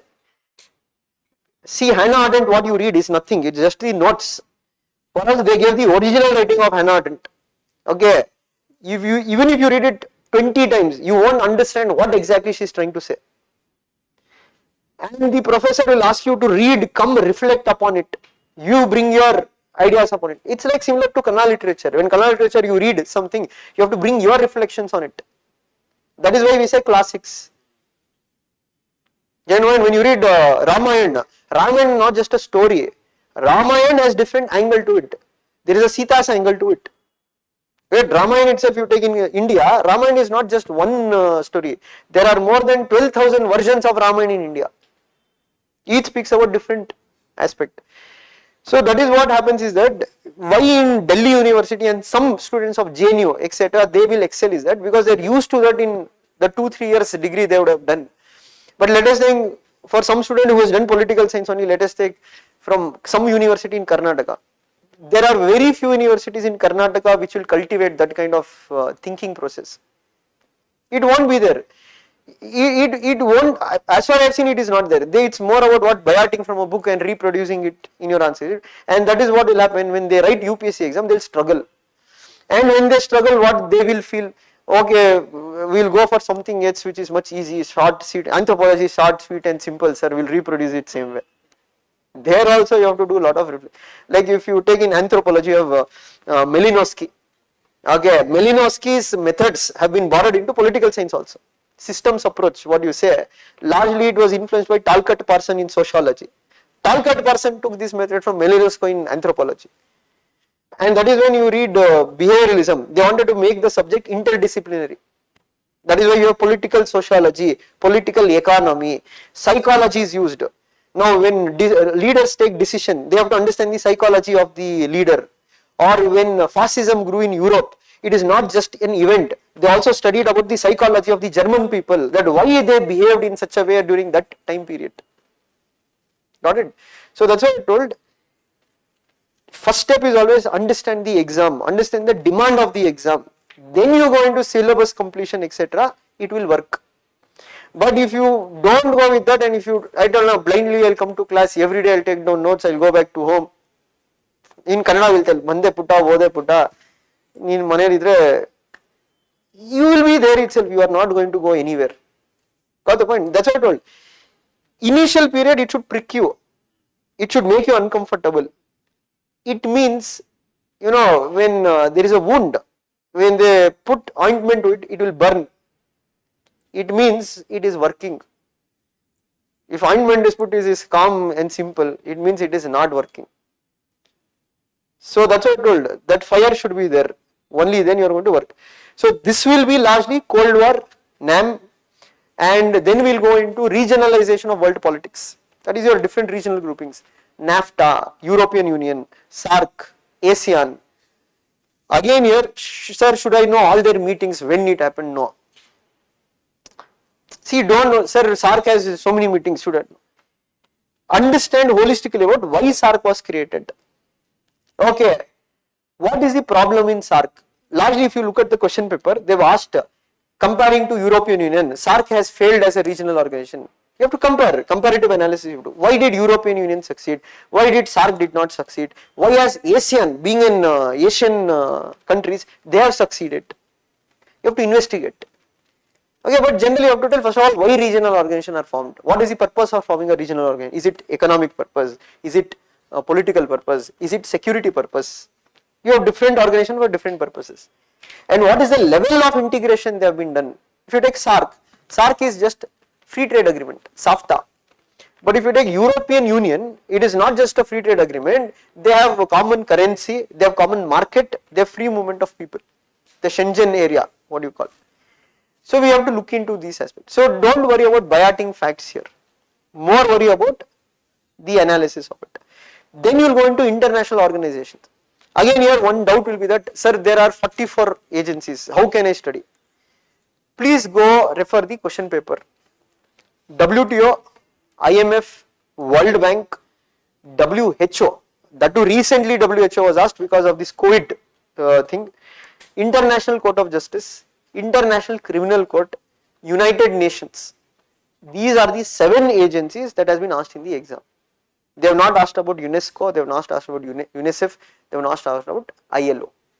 So when you feel you have to study out ILO, let us take in by next year, ILO brings out with a huge major change in their structure or an agreement, that time you read. Otherwise just stick to these 7 organizations and analyze about them. And many of these things what I told, IMF, World Bank, SAARC, it repeats in your part B. If you take part B, what is there in part B? Evolution of Indian foreign policy, determinants of Indian foreign policy, institutions which are involved in making of the Indian foreign policy. Then you have India and South Asia. When you read India and South Asia, obviously you are reading about SAARC. When you read about India and Southeast Asia, you are obviously reading about ASEAN. When you read about India and Europe, you will be reading about European Union. And when you are reading about India and Central Asia, you will be reading about SCO. When you are reading about India and Africa, you will be reading about African Union and recently ECOWAS, which has been used because of this Niger issue. Got the point? So don't worry about reading individual African countries. Sir, should I read India, South Africa? Should I read India, Nigeria? Should I read India, Sudan? Nobody is going to ask you a question in that regard. They will ask you holistically what is India's policy towards Africa. And this has connections with part A. That's why I told this is not separate. Again in part A, you are reading about nuclear proliferation. Part B, what you are reading about, India's nuclear policy. Same thing. What are nuclear weapons? Why countries acquire nuclear weapons? Why we are unable to stop countries from acquiring nuclear weapons? What are the major agreements? NPT, CTBT, PTBT, and you have NSG, okay, FMCT. And what has been India's stand on these agreements? And this year, 2023, is 25 years of India doing its Operation Shakti. 25th year. So you can expect a question in the exam on India's nuclear doctrine. So what is there in India's nuclear doctrine? What should be the changes we have to bring in our nuclear doctrine? Then UN you have read. Again you will be reading about India and UN. Okay, what is India's contribution to UN? What is India's view about UN? India is demanding a permanent seat in UN Security Council. Will we get or will not we get? Okay, if we are not going to get, who are the people who are causing hurdles to our journey to become the permanent member in Security Council? And then you will be studying out India and NAM, same thing what you read in Part A. Then you will be reading out India's relation with major powers, China, US, Russia, European Union, Israel, Afghanistan, Japan. Largely these countries. What about others? Study about the region. India, Africa, India, Latin America, India, South Asia, India, Southeast Asia, India, Africa, or India, Central Asia. And largely the Indian diaspora which is there. So this holistically is your political science syllabus of paper 1 and paper 2. And why we are discussing about syllabus? The first and foremost what you need to by heart is your syllabus. You have to have clarity regarding syllabus. If you have clarity regarding syllabus, you will find there is lot of overlap. What is there in part A, it overlaps again in part B in paper 2. It is not something new you are reading. So once you read about Marxism here in part A, the same Marxist ideas will be reflected in part B and in paper 2. Got it? And for IR, especially the part B, that is India, China, since it is dynamic, what to do in that regard. So dynamic in the sense they are not going to ask every small minute change. They are only going to ask about policy changes, which has largely happened. For this, we will be providing you these news to notes, the updated one, means in the sense that every few months, that is not only for the classes, it is released freely into the Insights website. So what you need to do that is compartmentalized, like India China articles, what has come, which is important for the exam, India America articles, what has come. What you will have to do towards the end is that you have to make 1 or 2 pages notes from that, just 1 or 2 pages, not more than that. That you will understand once we go through your IR part, how to make notes. Got it? So for 80 to 90% of the syllabus, notes will be given. For few parts of the syllabus, you will have to read editorial pages or certain articles to update yourself in that regard, and have a separate book for answer writing. Okay. So the thumb rule should be that not now, don't write answers initially only. At least we do 2 or 3 thinkers, but then you can start writing. At least you have to write 1 answer every day. Okay, that will do in class itself. But I am telling, apart from that, if you have previous year question paper, you can at least think about it. What can be written, whatever. So the goal has to be at least in next 5 months, you should have at least solved 100 previous year questions across, because it will be difficult to solve all the previous year questions, but we can group them into similar themed questions and we will be able to solve them. Got it? So that should be the idea, that you have to have a proper understanding. And again I told you, just because you listen to the class, just because you took down the notes, does not mean your job is done. Your job will only start going back, reading those notes, reflecting upon it. Divide yourself into 2 or 3 people, small groups. Discuss among yourself, like what can be written as an answer. Got it?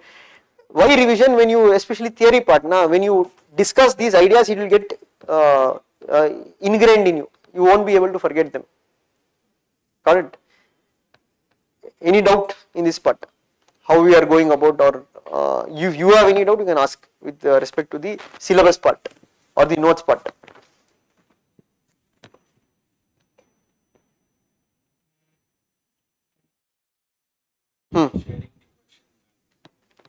Question bank I will share, soft copy I will share, but it is better to buy a hard copy.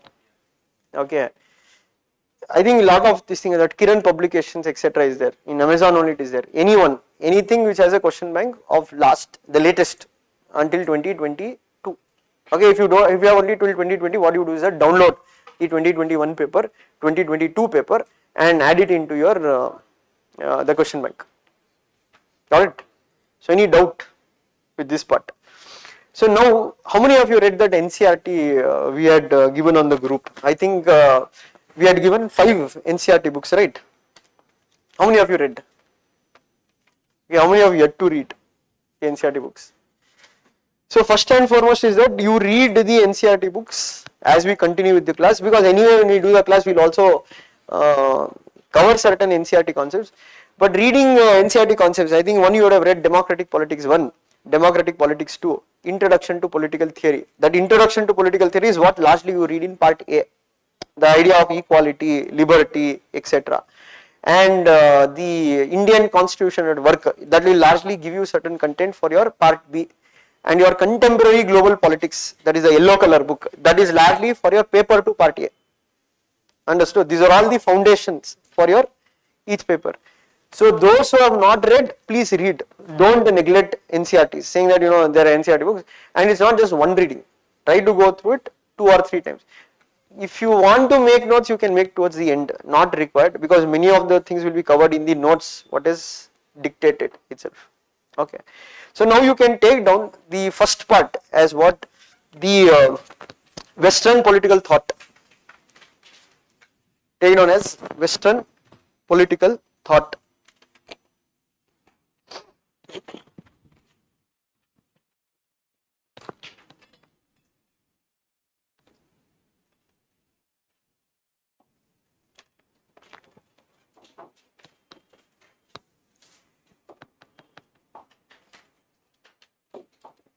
So before you take down, what do you mean by politics?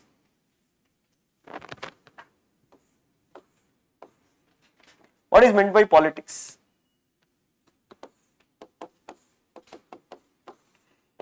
And how politics is different from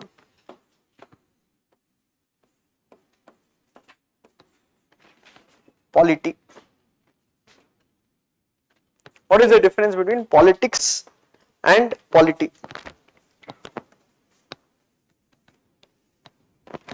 What do you mean by politics and what do you mean by polity? Okay. What is city affair? Is it politics or polity? Okay. What is polity? To be more precise. Fair enough. Hmm.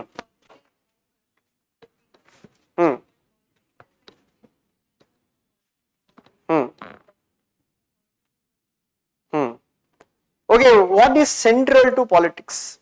Politics revolves around what? It is power.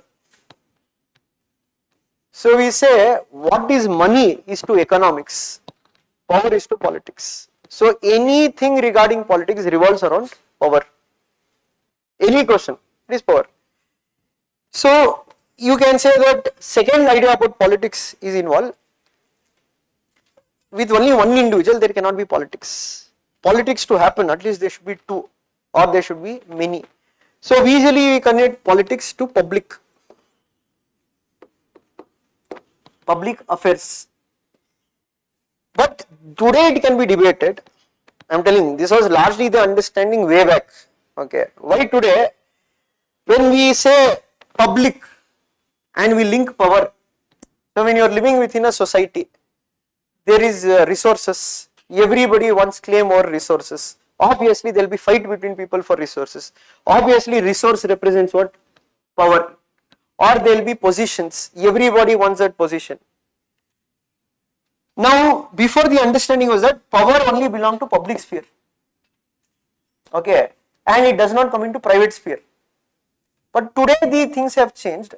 When the feminist school of thought, they have widened it and they told power politics, or when we say politics or the power fight, what happens, it can also happen in your personal sphere.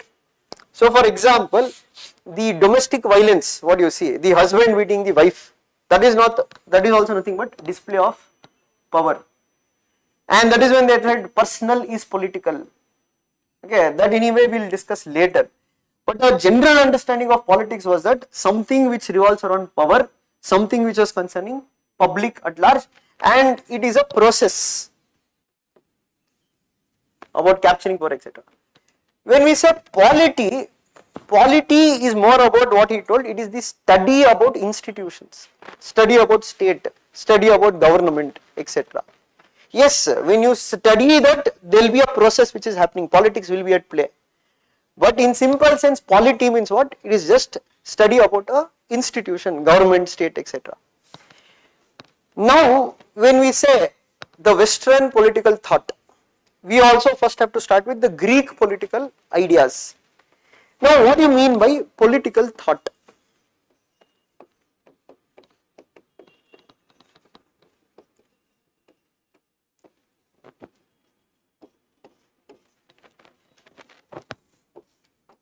and we are using the word Western political thought. So the word Western indicates from where the ideas are emerging. The word political mentions we are discussing not about all ideas, about ideas which are concerning politics or political, which you read what is politics, revolving around power. Thought represents an idea. The thing is that it is not idea of any one person. Okay, it is an idea belonging to certain age or certain time period and people who have given these ideas in during this time period. So when you take Western political thought, we can divide into the Greek political thought, that is the ancient political thought, then you have the medieval political thought, and then you have the modern. So usually when you take Greek political thought, we largely are reading about ideas of Socrates, Plato and Aristotle.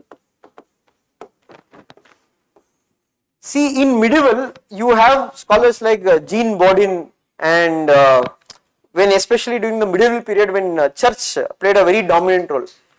But during this period you have people like Machiavelli. Okay, Machiavelli comes towards the end of the medieval period where he tries to break the clutches or the hold of the medieval period and move us towards modern ideas. So here church played a very key role. Why we are speaking about church? Church was involved in political decision making. There was no separation of the state and the church. Means the idea of secularism had not emerged. We are speaking about not Indian secularism, the Western idea of secularism. It was mainly through ideas of Machiavelli that they separated the role of the state and the church. So Machiavelli somewhere in between. He is not completely modern, but he is not completely medieval, because when you look at his ideas, you see that his ideas won't match with the thinkers of his times. Okay, he was more realistic. He declined the role of religion. But when we look at the modern ideas, why we don't consider him as a modern thinker? Many consider the idea of sovereignty to be central to the idea of modern political thought. And many say it was not Machiavelli who explicitly told about sovereignty, it was Thomas Hobbes. Okay, so from the beginning of Hobbes, it is modern Western political ideas. So here you have Hobbes, Locke, J.S. Mill, Bentham, Marx, Gramsci, and you have Hannah Arendt. So understood, this is how we can divide them: ancient, medieval and modern. So when we say Western political thought, it is basically these all belong to the West. And why it is a political thought? All these scholars during this time period, they gave ideas about politics, in the sense state, government, what is justice, etc. And when we study Western political thought, we also have to study about, see, we say that Western political thought is a never ending history. Why it is a never ending history? What idea Plato gave, it has not ended. The debate is still happening even today. So many say it can never end. It is nothing but an ongoing debate. One person will give an idea, that idea is criticized by another person, a new idea will come, this new idea again is debated. So it is a never ending history. So now when we want to study about Western political thought, we have to go into each period. Medieval period in syllabus, it's not so much. Largely about when you are looking from end of medieval period, the thoughts of Machiavelli. Rest of all your scholars are modern. Okay. So the first importance what you have to give it to the Greek political thought. So now you take down the first subheading as the Greek political thought. Greek political thought. So first you take down the subheading as what is a thought? What is a thought? What is a thought? What is a thought?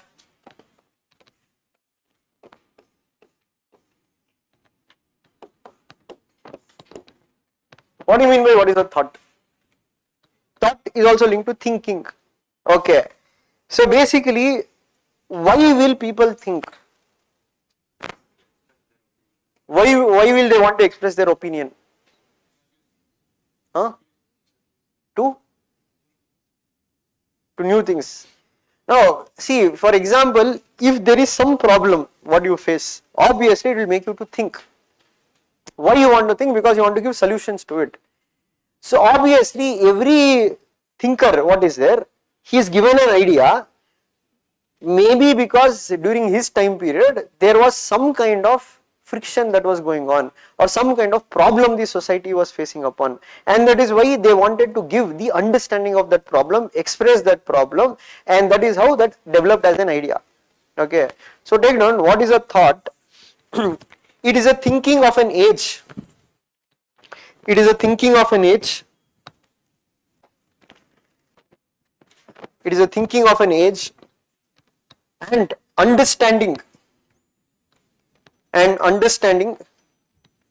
ideas and understanding ideas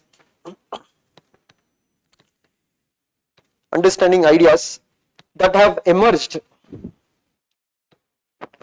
understanding ideas that have emerged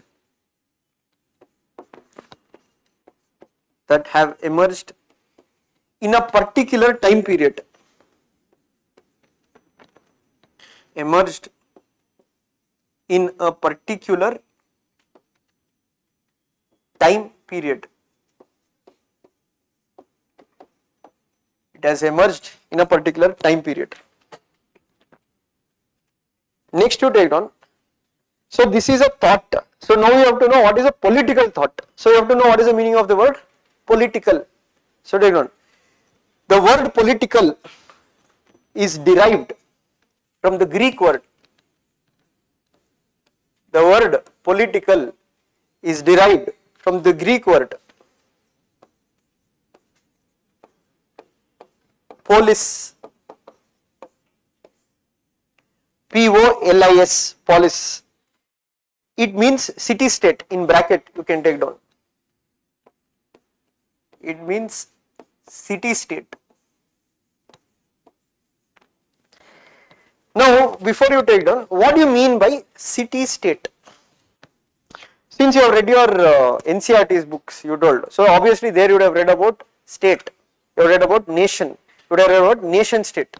So what is a state, what is a nation, and what is a nation state? You guys read NCERT, na? Correct, political association of whom?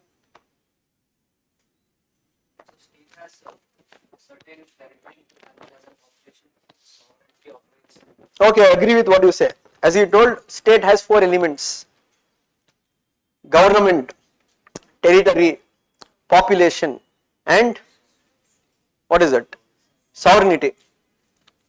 So when you say nation, nation exists in mind. Nation is not physical. Nation is a sense of belonging to one identity. It can be religion, it can be language, it can be ethnicity. So when you say nation state, means what? People belonging to one identity, they themselves have a political association, a geography, a boundary, etc. We call it as a nation state. But if you take India, many do not consider India as a nation state, they consider it as a state nation. The reason, because first they created the boundary, etc. Even today you can see Indians do not have one identity. Okay, so we say India is a nation in the making. So now here in Greek time we have not used the word nation state, we have used the word city state. The reason here why we are using the word city state, so you take Greece currently, it's a nation state, but at that point of time Greece was not a nation state. They only had each, now you can say Athens, it was a city, that itself was a separate state. Sparta, it was a city, that itself was a city state. Because at this point of time when we are speaking about Greek philosophy or Greek political age, the idea of nation state had not emerged. First of all, the idea of nation only had not emerged. Nation is more of a new mechanism after what we say, the Treaty of Westphalia in 1648. The idea of nation only has not evolved, and that is when you can say that in India the idea of nation came even more late. The idea of nation came in Europe. Later the idea of nation, because in India if you look at when the British came into India etc., India was deeply divided on what kingdoms. There was no idea of national consciousness. National consciousness developed much later in that regard, but it was first emerged where in Europe, where they drew their boundaries and identified themselves on one identity, like the Germans, the French. That point. So at this point of time there was no idea of nation. They were mainly living in cities and every city was a state. So when we use the word politics, it is derived from the Greek word polis. Polis means city state. So what do you mean by studying of a political thought? The ideas which revolve around these city states. That we call it as the Greek political thought. So take note. So in bracket or inside you can always leave a space towards the end to just take down some definition etc. So in bracket you take down city states. City states was a time period when the concept of nation had not evolved. The concept of nation has not evolved, and cities themselves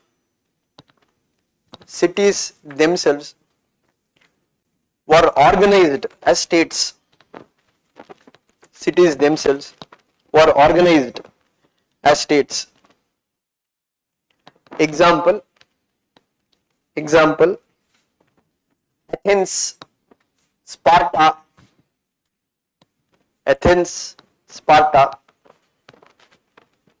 were the few city states.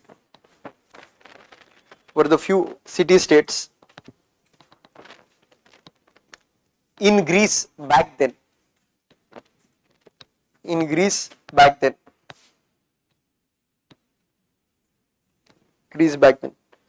Now you come back to your main thing, that what you have taken then what from the Greek word polis, city state. Here you take down.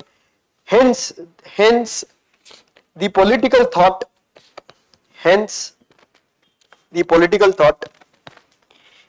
Is a set of ideas. Hence, a political thought is a set of ideas which revolve. It revolves around what? The functioning of the city states. Hence, political thought is a set of ideas which revolves around the functioning of the city state. Functioning of the city state.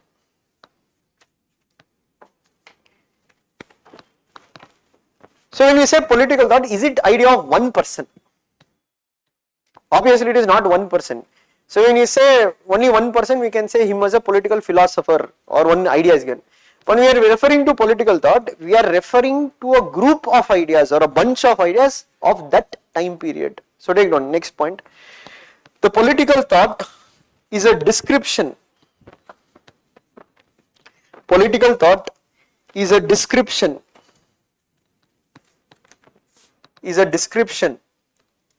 Of political ideas.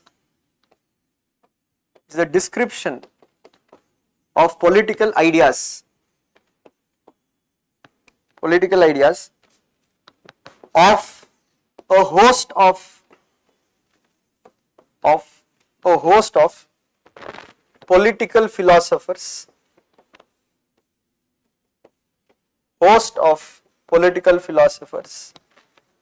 From beginning to the end.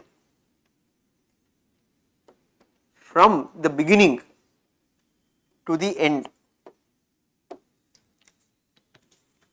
Beginning to the end. and it involves identifying it involves identifying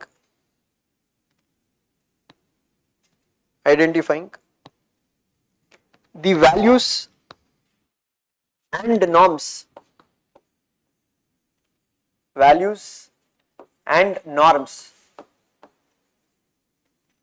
associated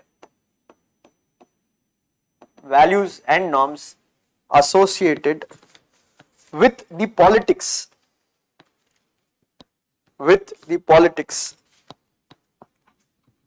of that time period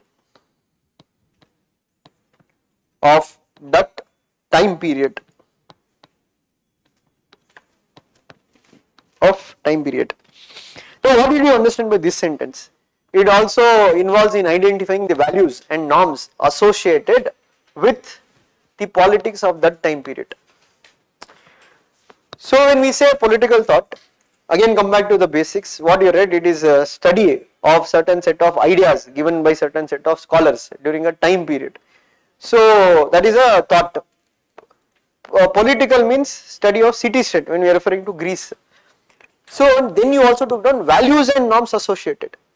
Means at every time period, what do you mean by values? In ethics also you will be reading about values, norms, etc. What do you mean by a value? What is a norm? They are almost one and the same. What do you mean by value? So when we say that the children should always grow up with good values, or in ethics we always say that there is certain set of values which are associated with public services. What do you mean by that? In simple sense, what is a value? The importance what you give to. What you believe is right or wrong. See how they are connected. When you want to decide something, it is right or wrong. Your decision is based on what values you believe. When we say, what is your moral? Moral refers to values. Ethics and morals are same, but they are different is that ethics are at a society level. What we as a society believe is right or wrong. Moral is what you individually believe is right or wrong. So basically, moral means there are certain set of values what you believe is right or wrong. Based on these values, you are going to give importance to something. So let us take during the Greek period, why we want to study norms and values, identify norms. During this period or this age, collectively, what was the thinking, what did they value? So obviously when you read Greek, later you will understand, they did not value democracy. Democracy was not considered to be very supreme, superior or virtuous at this time period. So every political thought, you have to identify what they are giving importance to.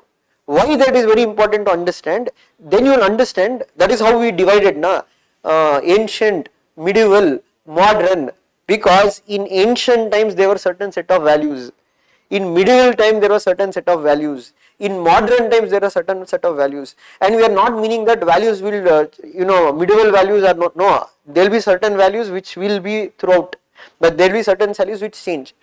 So during the ancient times, when we identify the norms and values of the Greek political thought, they disregarded democracy. Socrates, Plato, Aristotle, all three of them, they did not consider democracy as an, what you can say, a great system of government. And when we are speaking democracy here, we are not just looking at democracy as a form of government, we are also looking at democracy as a value. Why they didn't look at, like when you read Socrates, you will understand, he will ask a question.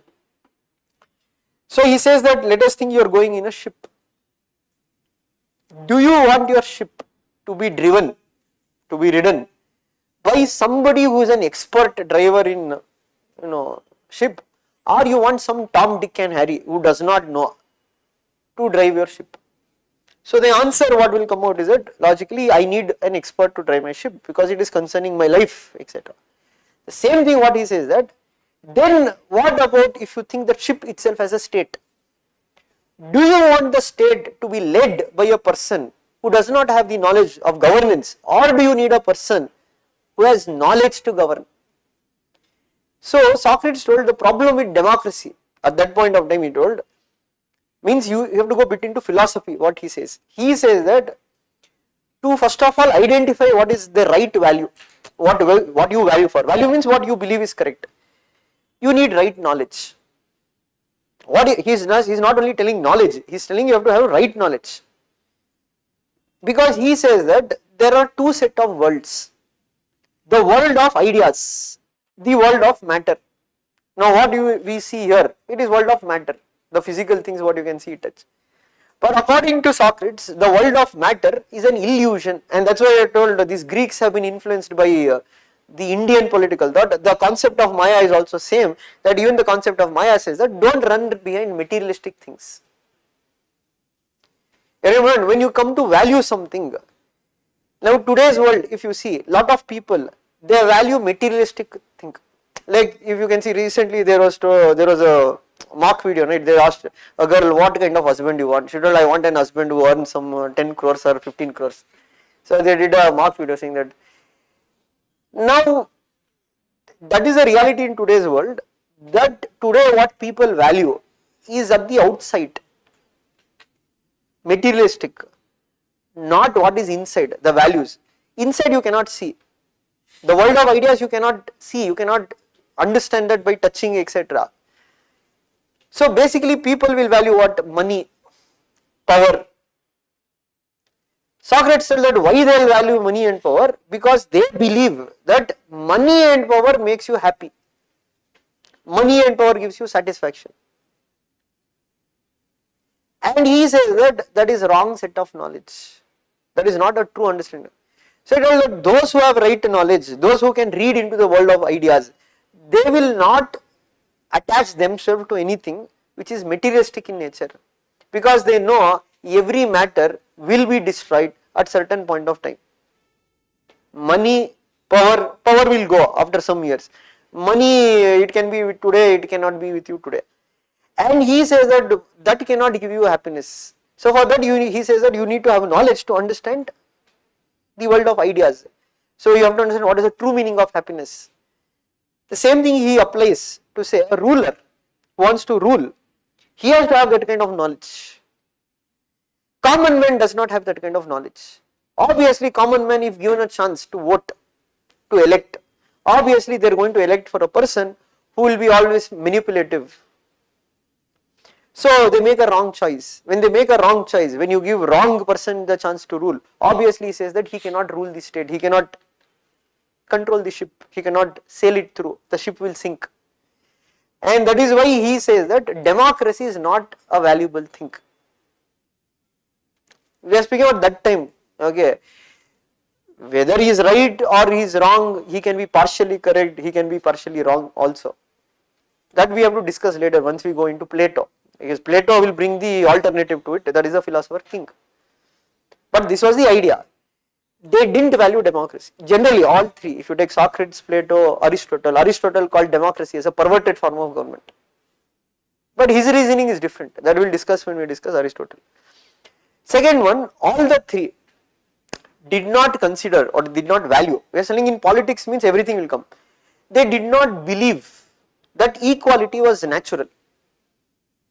They did not believe that no, equality is something which naturally exists. No, they told inequality is actually natural. That how you can understand from their theories or writings.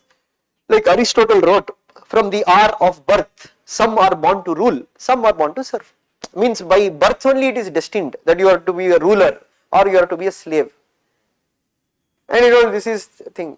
So obviously they didn't value the equality. They told in society naturally equality does not exist. Got it? Third, you can also say they valued lot of thing to reason. Reason means logic, knowledge. You can say they give lot of importance to reason or knowledge, and that is why if you read their theories, all three of them spoke about one who has that knowledge, he has to become the ruler. How they will develop that you will understand once you read them. But now the meaning of the sentence what you took down, what is that? the political thought, what is it, attempts to identify the values and norms of that time period associated with politics. So during that time period, what were the things they valued or not. So when we say Greek political thought, we are also understanding what were the norms and values. So when you compare with Indian political thought, you also have to be a comparison that what values they gave importance to, what values here they gave importance. There are a lot of similarities also. In India, in Hindu political philosophy, there is Varna system, division of society into four Varnas, Brahmins, Kshatriyas, Vaishyas, Shudras. If you see, there is a striking similarity with what Plato brings into the society called as functional specialization. He also divides the society into three classes: guardian class, the ruling class, guardian class, that is soldier class, and the producer class. They also believe that society should be hierarchically arranged, but the difference lies in that Varna system is, what you can say, it's mainly by birth, means once what you are born, that cannot be changed. Here they give you a test to determine you belong to which thing. Okay, so that is what Gandhi defended. When Gandhi and Ambedkar had differences, Gandhi told Varna system is not what we see today. Today Varna system is based on birth, means once you are born into some age, that determines your future. But what Gandhi told, in original Varna system, it was not based on birth, it was based on your aptitude. Similar to what these Greeks had. So you have to see that every age, the ideas what have emerged, in every age there are certain norms and certain values they give importance to. That will change according to the age. So inequality was considered to be natural in the ancient period, they gave importance to that. But modern age, we don't consider that. You have a scholar called as Rousseau, who says that the problem with this Aristotle, what he is saying. He is saying that Aristotle did not have, what you can say, at that point of time, he did not think about natural inequality and socially created inequality. He has confused everything, in the sense, somebody is tall, somebody is short. That we call as a difference. We do not call it as an inequality. Okay, mind, somebody is tall, he is by born, he is tall, somebody is short. We do not call it as an inequality. We call it as a difference. But somebody is not given equal opportunity for the single reason based on their birth or identity, that we call it as inequality. So according to Rousseau, inequality is not natural. Nobody is born with, you say that somebody is born dumb, somebody is born intelligent. Society or their evolution makes them intelligent or dumb. That is socially created inequality. Means inequalities are not only natural, there can be also created by societies. Because when you are living in a society, you are living in an organization. Within the organization, let us think you are born into a Dalit family. So obviously your future is shaped by what the society has organized, rules. If you are born in a Brahmin family, your life will be different. And who did this? Is it natural? No, it is a human creation. No, it has been stereotyped. So that is why Rousseau, now norm change in modern thing, they didn't agree, they didn't give value to that inequality is natural, etc. In medieval times they used to justify that. Take in America, the whites owning the blacks, slaves, they were owning them as commodities. They justified it, saying that what, yes, it is natural, blacks are meant to, they are physically strong, that is why God has created them to do physical work. And that is when a revolution will happen, is when there is a change or when you challenge the norm or the values of that age. Any point, that is when the revolution will happen, you have to change that value. Got the point? So that is what I told, when we are reading about a political thought, it is about set of ideas which have emerged during a certain time period in a certain place, and we also have to identify what are the norms and values belonging to that age. So that is what we call as a political thought, and that is what we mean by Western political thought or your Greek political thought. So initially you focus more on your basics, because once your basics are strong, it is much easier to understand. Why I am telling, even if they give a difficult question in exam, you will be able to answer because you know the concepts pretty well, but you have just by hearted what is given is a note, then it is very easy to displace you, because if they set a paper in such a way that it requires you to think, then you won't be able to answer. Got it? Next you take down, this is a political thought. There is also a word called as political philosophy. Now, is there any difference between philosophy and thought? Because many times we use it interchangeably, that philosophy is thought, thought is philosophy. Is there any difference between political thought and political philosophy? Now again, if you break down political philosophy, first you have to know what is philosophy. What is philosophy?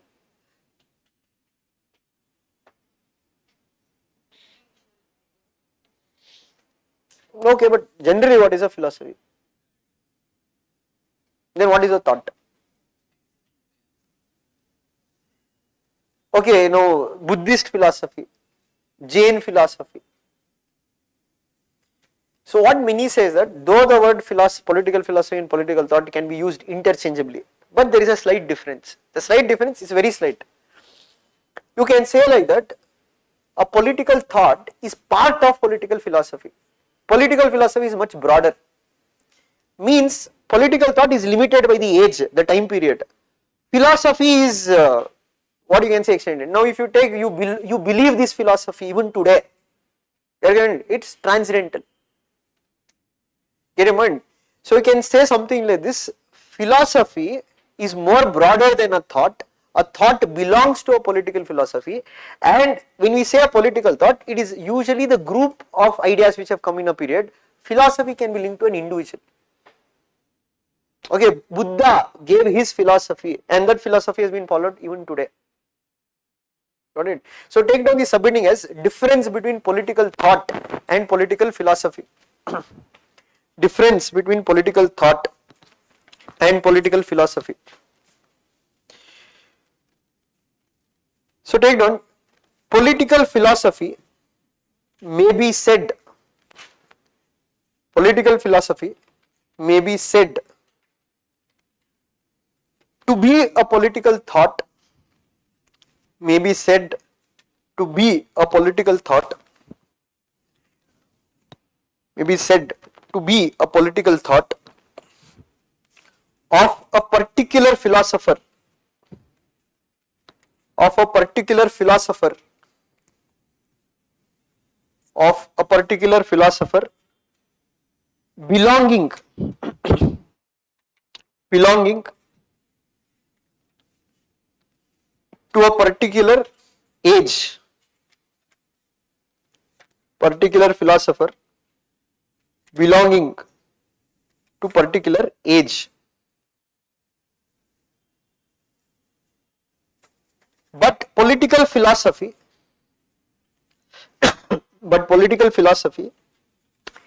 is larger than a political thought. Political philosophy is larger than a political thought, larger than a political thought. It is a political thought of an age or a community. It is a political thought of an age or a community.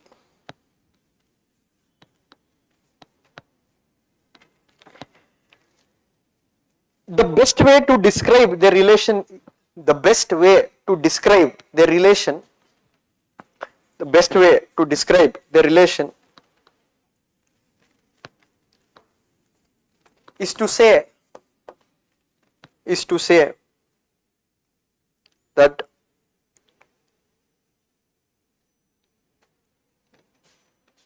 all political thought are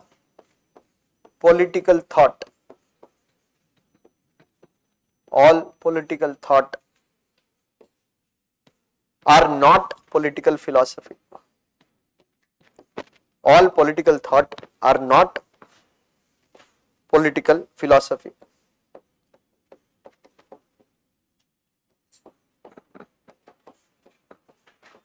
All political thought are not political philosophy. So how do you interpret this statement? All political thought are not political philosophy. So one, you can also say that some political thoughts go on to become political philosophy, but all political thoughts do not go on to become philosophy. Now, to understand this, what do we mean by that? So let us take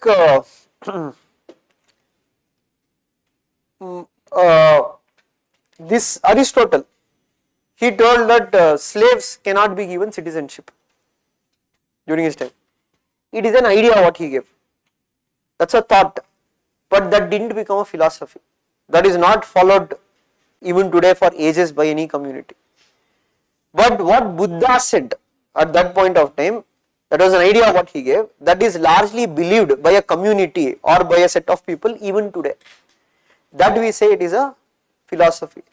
So every political ideas do not go on to become philosophies, but there are certain political ideas or political thought which can become political philosophies, and that is why we say that political philosophy is much broader than a political thought. Okay, but also at the same time you have to realize that all political thoughts do not go on to become philosophies. Next, you take down Volin. Volin,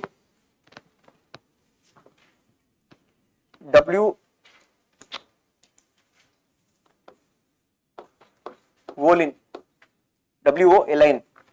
Volin says that philosophy is an attempt. Philosophy is an attempt to understand. Is an attempt to understand the truths, attempt and understand the truths that are publicly arrived and publicly demonstrated. To understand truths that are publicly arrived and publicly demonstrated.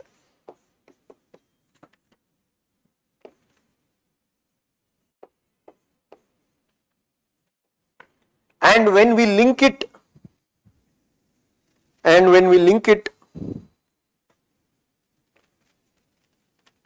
to political and public sphere, and when we link it to political and public sphere, it takes the shape of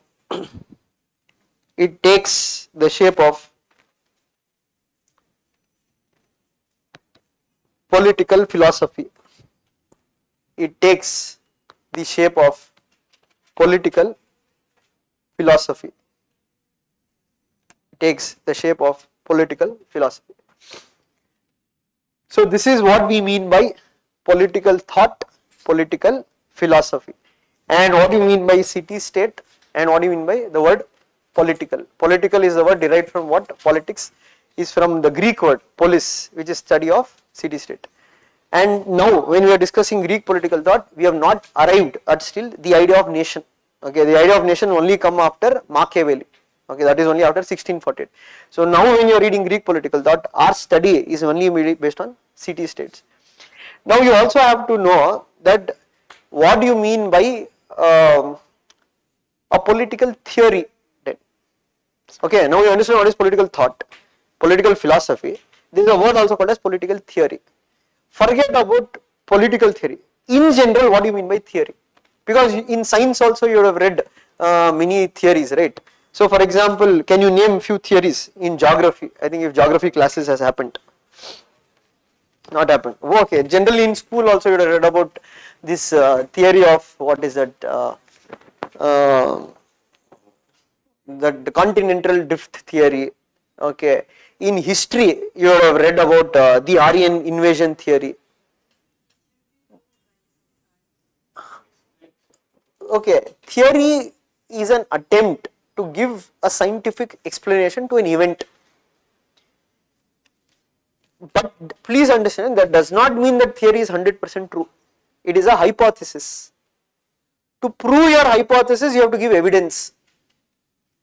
And when you present your theory, obviously there will be criticism also against your theory, saying that okay, if you take this continental drift theory given by Alfred Wegener, right? What is the criticism against this theory? The theory what he told,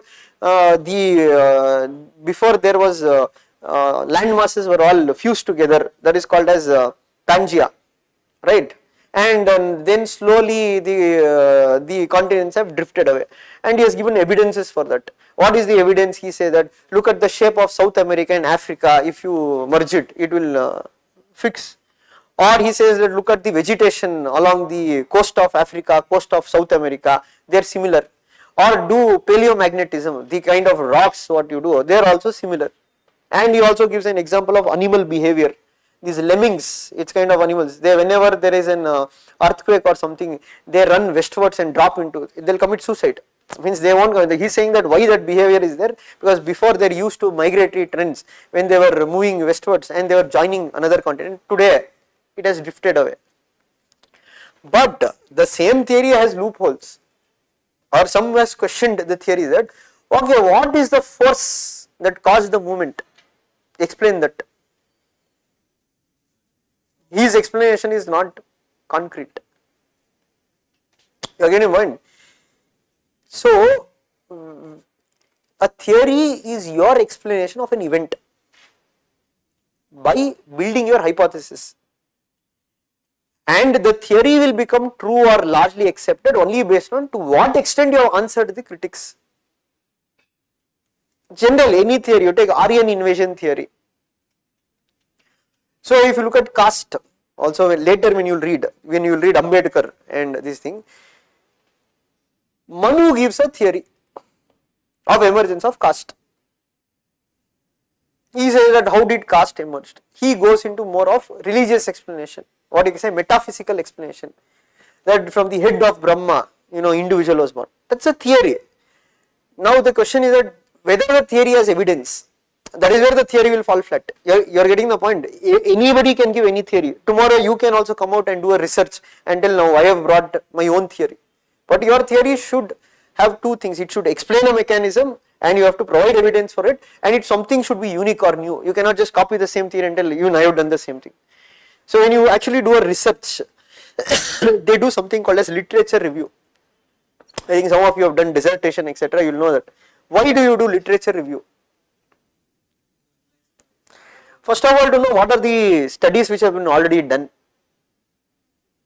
Okay, see, the thing can be also that now you are also sitting under a tree, apple fell. Suddenly you also thought, yeah, this is gravity, I found gravity. And you go on to present your paper. Now I was sitting under a tree, apple fell. Suddenly I realized that why this is happening like this. I thought now my theory is that there is gravitation.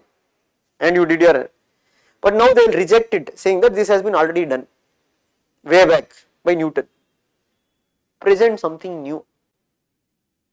Something new means you have to bring something new within that field, where you have to first identify where is the knowledge gap. Once you identify where is the knowledge gap, then you have to start framing questions, that how do you bring answer to these questions, and then you will start with what collecting of evidences, and largely you present your theory. No other person might ask other questions on your theory. That is how the theory will be built.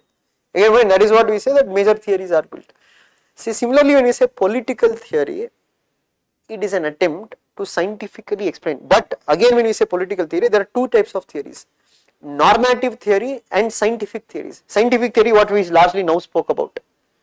Okay, now let us think, I will present a theory that what China might attack India in next 7 years. That's my hypothesis.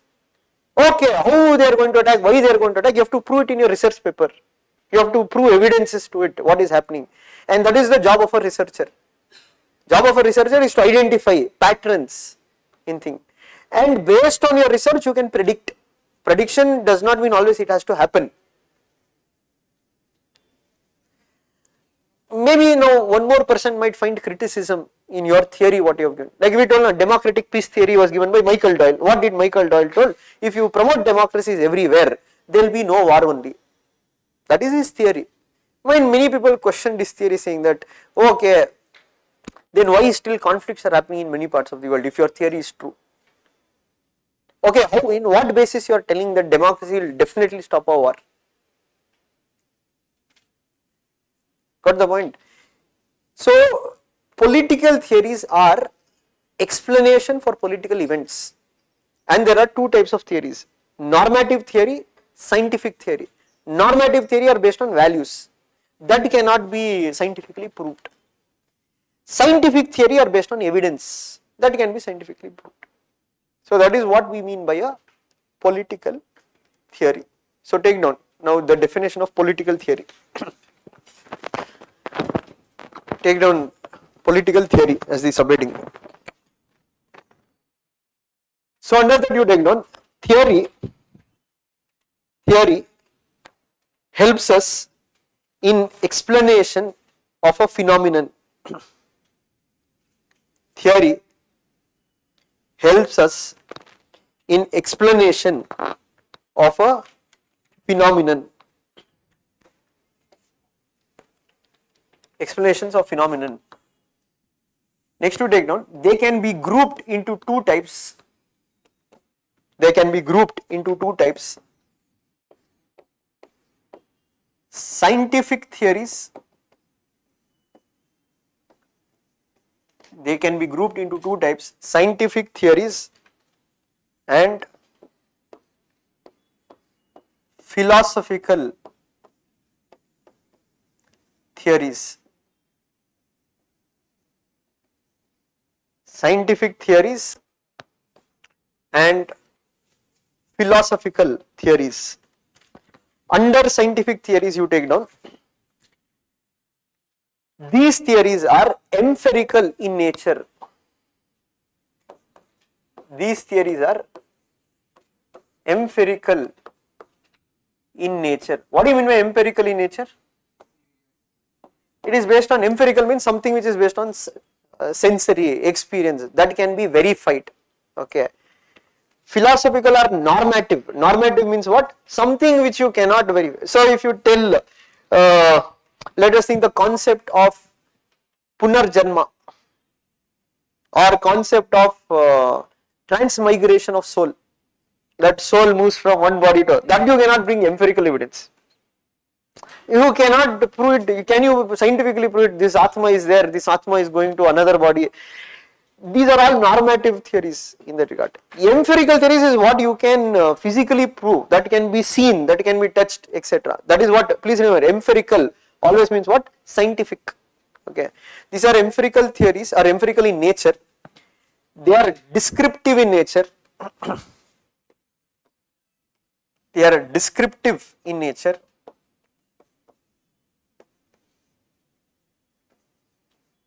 They are descriptive in nature, and they try to explain a phenomenon. They try to explain a phenomenon. Phenomenon means an event which has taken place. Phenomenon.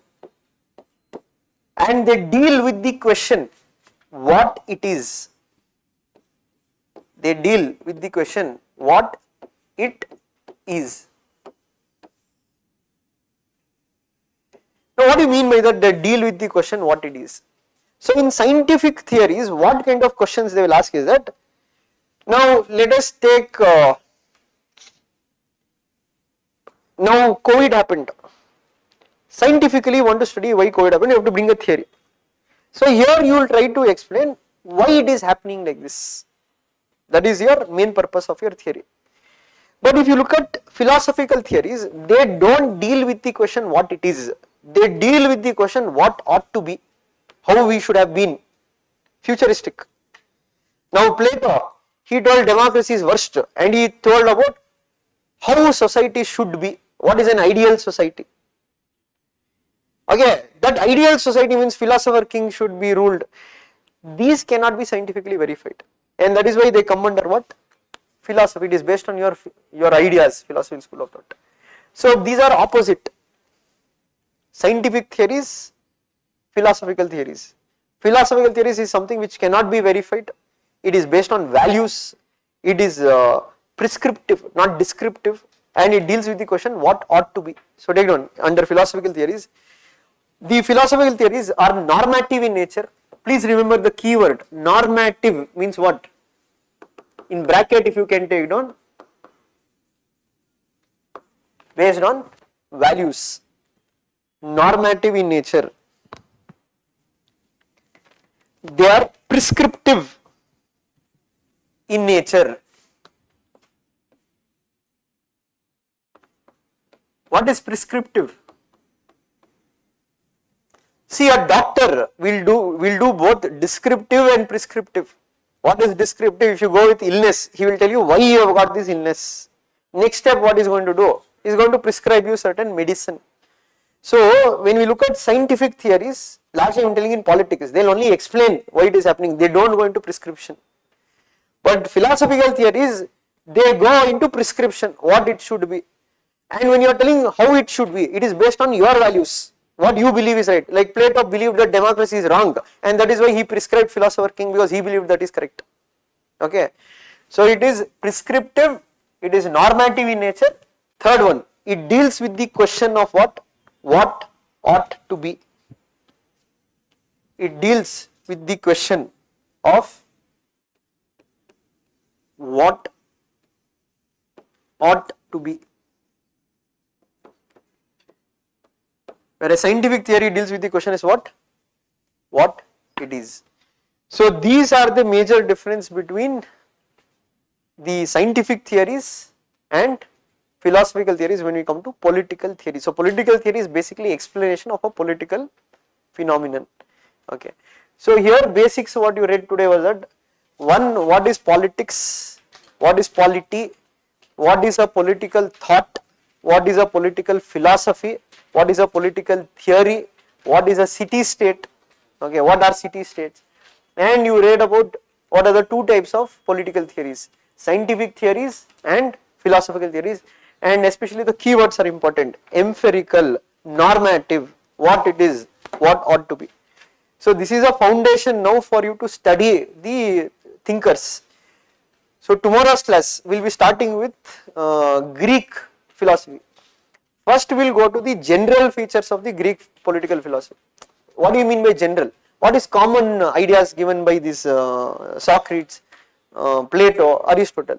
Then we will start with Socrates. Okay, what are the Socrates? There is only one major idea, that is about what is true knowledge. Why we are reading about Socrates is not that he is not there in the syllabus, but when you read Plato, there are many influences of Plato. See, when you are growing up, your ideas are shaped by various conditions and various peoples also. Okay, let us think, for example, when you are very young, you read any author. Okay, let us take, you read about Rousseau, you read about Locke, you will be influenced by that person. So your ideas are also shaped by that person. Similarly, you have to understand who are the people who influenced Plato. In a nutshell, to give you an idea about Plato, Plato was unmarried. Okay, Plato was highly knowledgeable person. He was a scholar and he was a student of Socrates. This is all happening, this story is all happening where? In Athens, in a city state called Athens. And democracy, what we think is not something which is new. Democracy has existed since ages. What you are seeing new is that democracy is a form of government. Democracy already existed as an idea. So basically if you take Athens, there was democracy there. Now the problem what happened was this Socrates who was there, he was highly knowledgeable. Okay, highly knowledgeable means you have to understand, going back to medieval period, ancient period, the society was highly rigid. Okay, even today's society is rigid in some parts. The problem is that when you asked questions to established authorities, they didn't like it. They didn't like it. And the Socrates was one guy, he never accepted anything without evidence. And that is why even today when we say, when we will discuss, when we will debate, we will follow the Socratic method.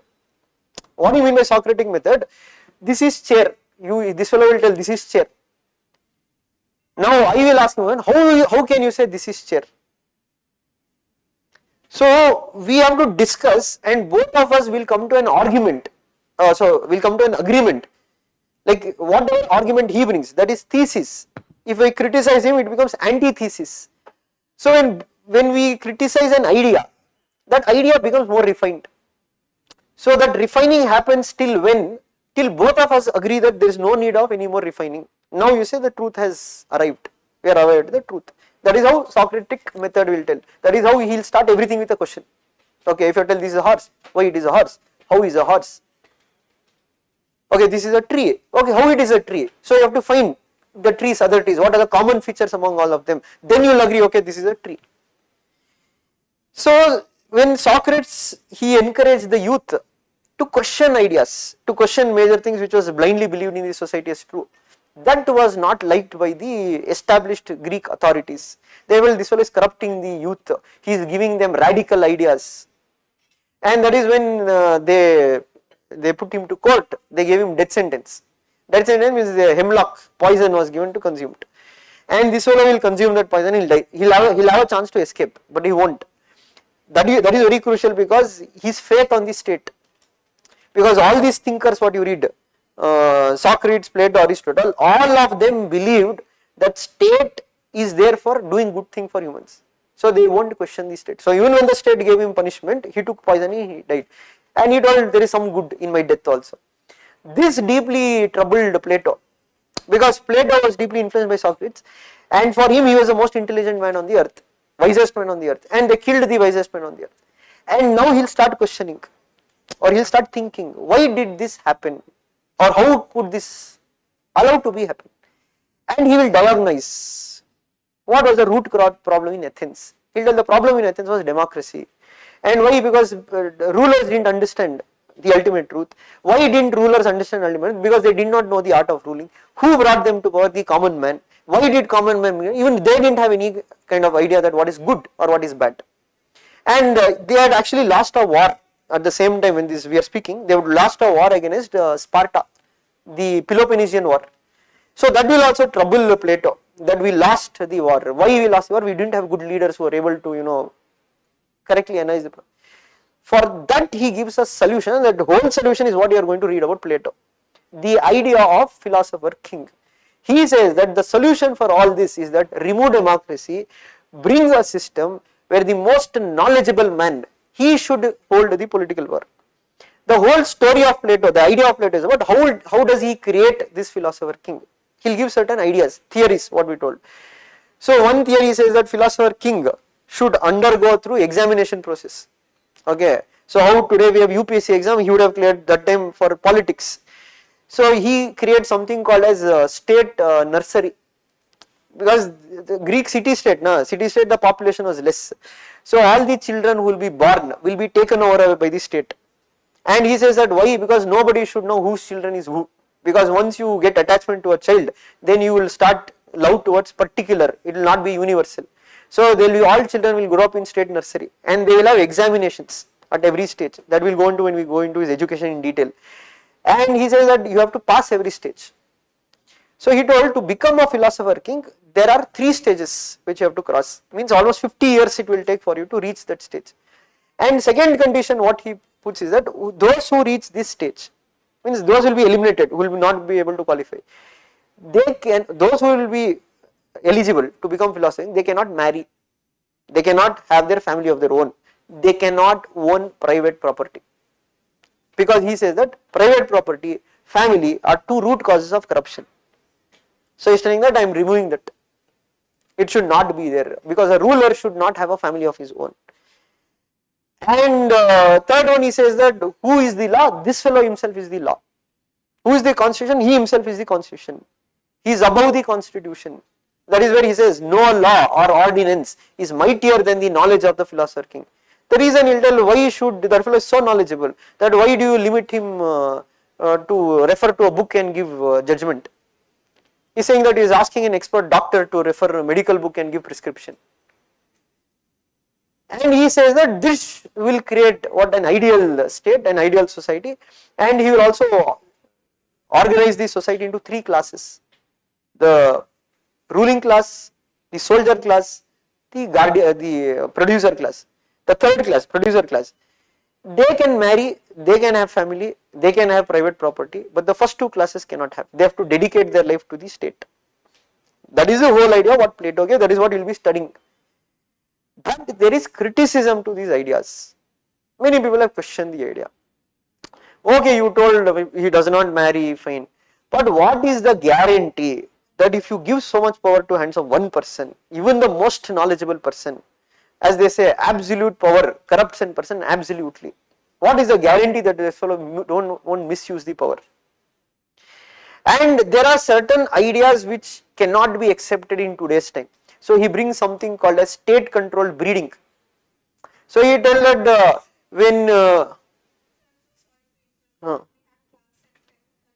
10:30, yeah, okay, 2 minutes will let you go.